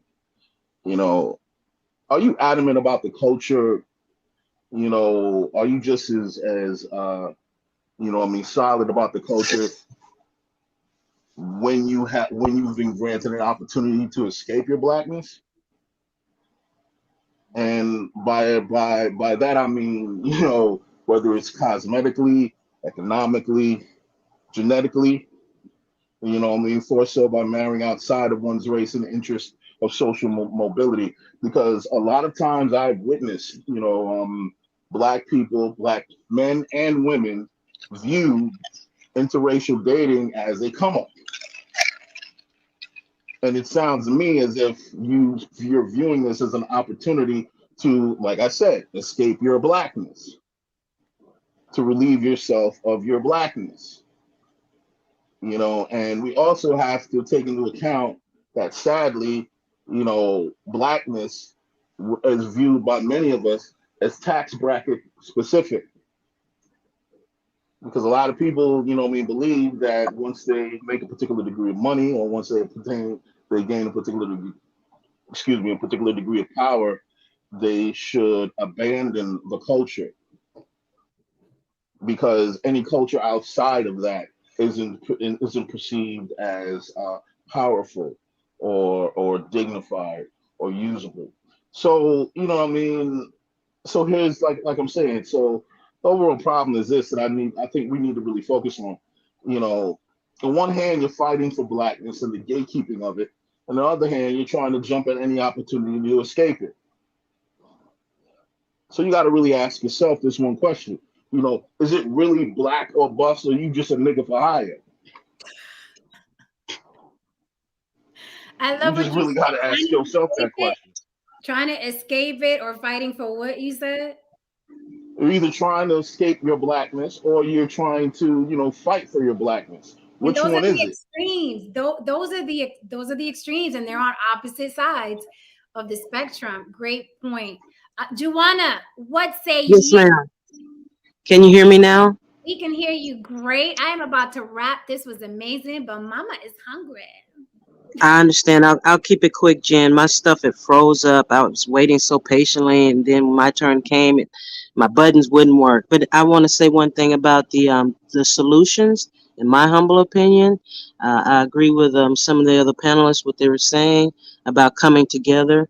But some of the things that we're coming together on that I cannot get with is this whole notion of separating ourselves continuously. Um, we got to let go of so many of the things that happened in the past. E Black was talking about, and you could hear it in his language. He's still making a separate issue about how Black Americans are still a little more special, or still a little more entitled. That we had just a little bit more different situation, and he hadn't been through slavery. None of us on this panel have been through slavery. Those people went through slavery. None of us have. So we can come together on present day discriminations, but all the talk about the slavery and we got to let go and move on, move forward on the things like the gentleman from California was saying about what's going on right now. And there's so many people in our community of focus on what happened in the past that they didn't even experience. The other thing is this whole blackness thing. We're not Black. Our identity was lost. If you were born in America, or and Puerto Rico is a part of the United States. If you were born in the United States, if you have paperwork of the United States, you're American. America first. America first. That's something that we can come together on, but we continue to divide ourselves. They did it in slavery by dividing us, but we're dividing ourselves now every time we continue to talk about being Black. We're not even Black. Our, our identity was lost. And first, we need to deal with that and accept that. And as long as you keep allowing people to call you out of your name, you're never going to get anywhere. But one place that we can have power is by claiming the most powerful nation on the planet, and that's America. We're Americans. America first, and see how us coming together as Americans, how different our situation will shift. And that's what I have to say. I did march for Trayvon Martin. I did travel all the way to Missouri for Michael Brown, and I agree with the gentleman from Columbia that marching stuff it's useless. But what we can do is come together as Americans, America first, and Trump 2024. Good night. Hold mic drop. Hold mic drop. Hey, look. That is Joanna's opinion. Okay, if we are all allowed our opinion, that it went wonderfully tonight. We got out unscathed. I respect you all. I love you all. I want to piggyback off of something Joanna said. She has a great point. Why don't we pimp America the way America pimps us? Do they not go to the Dominican Republic and get baseball players? Isn't the NFL what 70% Black? 70% Black, you know what I mean? They're constantly pimping us. They're literally leaving this country to bring people of color back to pimp people of color. So pimp America. You're in the greatest nation in the world. Bars, stars, and guns. Wait, Jen. I'm gonna have to go back to wait. I'm gonna have to take it back just a little bit. Instead of calling us races, I'm just gonna have to call us the tribes. Okay, lost tribes, because we've always been here. We not racist, but we're the tribes that are moaning and weeping in such a time, like prophecy said we would. You know what I'm saying? So yeah, shout out to the tribes, native tongues, native everything, native land. That's something to ponder on, y'all. Let that touch your heart from the four corners of the earth, the islands of the sea. You know what I'm saying? I ain't trying to be like the Israelites, because that's a whole different. As a on screen. Because when we go back into the ancient stuff, ancient history is so in your face. But since we were never taught it, we don't know how to recognize it or what to look for.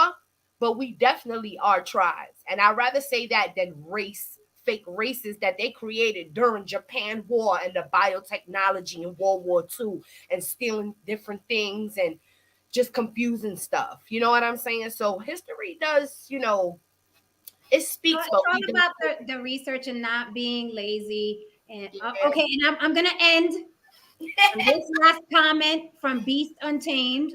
This is the last comment I'm gonna put up. I love you, Jen. Very simply, I'm gonna leave this comment. This is the last comment. African. That's Yeah. it. That's it. That's the last comment of the night. African. Okay. All right, guys. Good night. Love you all. This was absolutely Good amazing. night. I am so proud of us tonight. It was rough. A lot of people came up here, you know what I mean, yelling their experiences. Sometimes we got to get it out, long as they're, you know what I mean. Anger with love is good, you know what I mean. Anger with hate is useless. But we had anger up here, but we had love. We are more similar than we are different. Think about that.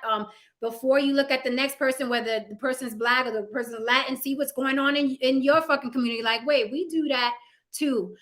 So hit that like and subscribe on your way out, and the notification bell. Share this video, the first half or the second half, whatever you feel resonated with you. If you have YouTube pages or you don't, just click share on it for me. If you're catching this late, leave me a comment. In the comment section. It doesn't have to be, you know, a dissertation. It could be a thumbs up, a happy face, a hey, a wave. Tristan, you wasn't here to dismiss the class. So I hope you guys got something out of this. I mean that. I mean that sincerely. You know, I'm not going to bullshit you. If I didn't give a fuck, I'd be like, I don't care what y'all got out of this. I do tell you walk it off because you have to when you're triggered. But I really do hope you got something out of this from hearing all the different experiences. And remember, just because you don't agree with me 100%, nor do I need you to, doesn't mean you have to throw me away. Doesn't mean you have to throw away Joanna because she's voting for Trump. Doesn't mean you have to throw away Tiny because she came in hardcore. Doesn't mean you have to throw away Haran. For the most part, we can get along. We're going to be different. And I think social media is massaging us to think that people have to agree with us 100% or they are our enemy. If you notice, social media is conditioning us to think if you don't agree with me 100%, then you are the enemy. And it's bullshit and it's stressful. Understand, you're not going to agree with everybody all the way, all the time. But if they're genuinely a good person, and y'all are pretty smart, you can tell if somebody's full of shit or not. And you can't tell in the beginning. Trust me, like E Black said, eventually you will see they were full of shit. We've seen it in these spaces. So if for the most part, the person is a genuine person, rock with them. You're not going to agree with everything. You know what I mean? What's that saying? What you eat don't make me shit. All right, guys. So on that note, thank you kindly for joining me tonight. Stay tuned for the next one. We definitely have to do a crack stream, okay? We have to blast the Bidens. It's only fair. It's only fair. And let's keep this conversation going, but with solutions, because I know a lot of people throw away solutions. I think some dope solutions were given tonight if you listen, okay? All right, guys. Thank you for the super chats and the support. I am out. Good night. On the block with Jen, I'm out, guys.